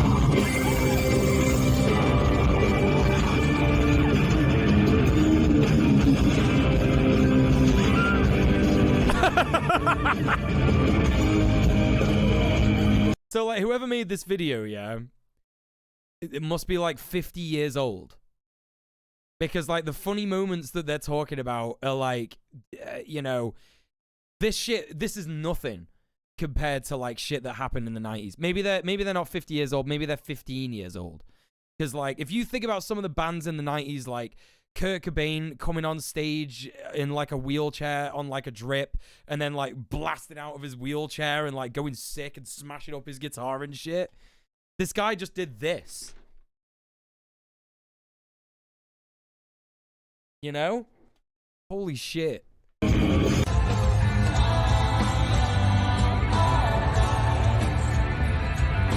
Yeah, Mike Patton doing literally anything.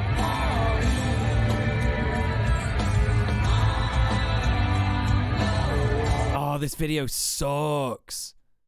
You want to see something funny? This isn't gonna be funny.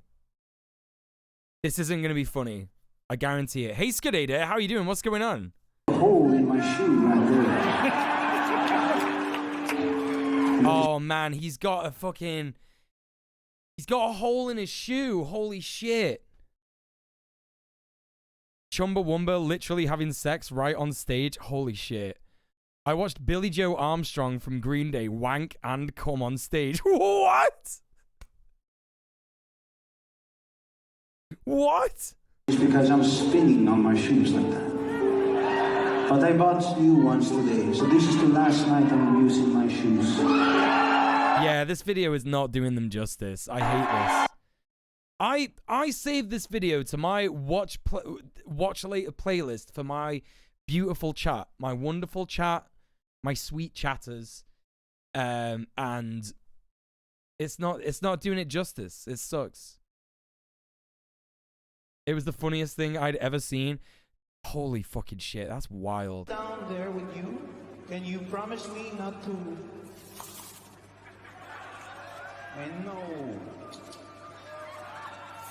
And no ass grabbing. I know all those things. I can spot it from a miles away. And do not. Okay, now he's just being based. Now he just literally said, like, don't grab people's asses in the crowd. Lick their fingers. All right? Do we have a deal? Yeah, but that's just like shit that everybody should do. Okay, forget this. Fuck it. Fuck it. That one's going in the chalk it up to experience videos. You know? Gang. I know it's been a very short stream. I'm very sorry. I was very late today. But my new video is out tomorrow. It's about unions. It's about why unions are very important. It's got some cool stuff in there. Check it out. It's in my socials. Get subscribed to the YouTube if you're not already. They can't all be bangers. That's the problem with live streams. I know. I'm gonna be out. I'm gonna be live tomorrow. We're gonna be looking at more React Andy shit tomorrow. It's unions, not onions. That's right. Unions, not onions. I can't wait. Unions are dead good. They're very good, yes. Very, very good. Got your notification for it already? Sick. The premiere is tomorrow at 5 p.m. UK time. I'm very excited for you all to see it. But I'll be back tomorrow here at 6 p.m. And we will be looking at more and more content, more and more politics, covering more politics. You know the score. You know the score. We'll have a fun time. And then Wednesday, don't forget Wednesday, is Trash Bingus. If you don't know about Trash Bingus, we play bingo while I play terrible games, and you can get a chance of winning a good game. It probably won't be 6 p.m. on the dot. The video will be 5 p.m. on the dot, because that's scheduled on YouTube. There's no chance I could be late for that. But I will try and be live at around 6 p.m. tomorrow. That's going to be, yeah. But listen, gang, we're going to go raid somebody now. Thank you so much, everybody, for hanging out with me tonight. It's been real fun. We had a look at some politics. We had a look at some fun stuff. We had a look at some sad stuff. Now we are going to go and show some love to somebody who is doing something cool. Who do we got? What do we got? What's going on?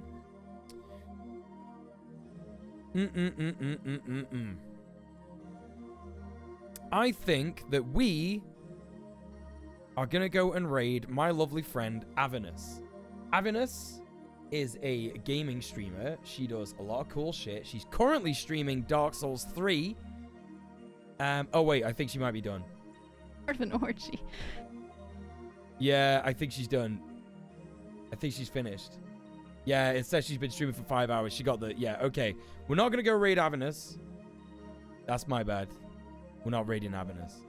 I'll tell you who we are going to go and raid, though. We're going to go and raid my friend Luna Mothwings, who is a gaming streamer. She's in the Rage Club with me. She's playing Metroid Dread. Come and join me. Come show some love to Luna, a phenomenal streamer. Get that raid message. Get it in your copy paste bar, whatever you want to call it. You know the score. Thank you so much, everybody. Thank you so much for everybody who has donated tonight, getting us to 15 quid. 15 quid of the April dono goal. That's a good first day. That's a good first day of April. Thank you everybody who's subbed. Thank you everybody who's given bits, rated, hosted. Thank you for the huge raid, Bad Bunny. Appreciate you. Appreciate you. And yeah, just thank you just for being here and chilling out, being in the chat. It's real fun. I will see you tomorrow. Stay excellent to each other. Mwah. Peace. Peace, peace, peace, peace, peace.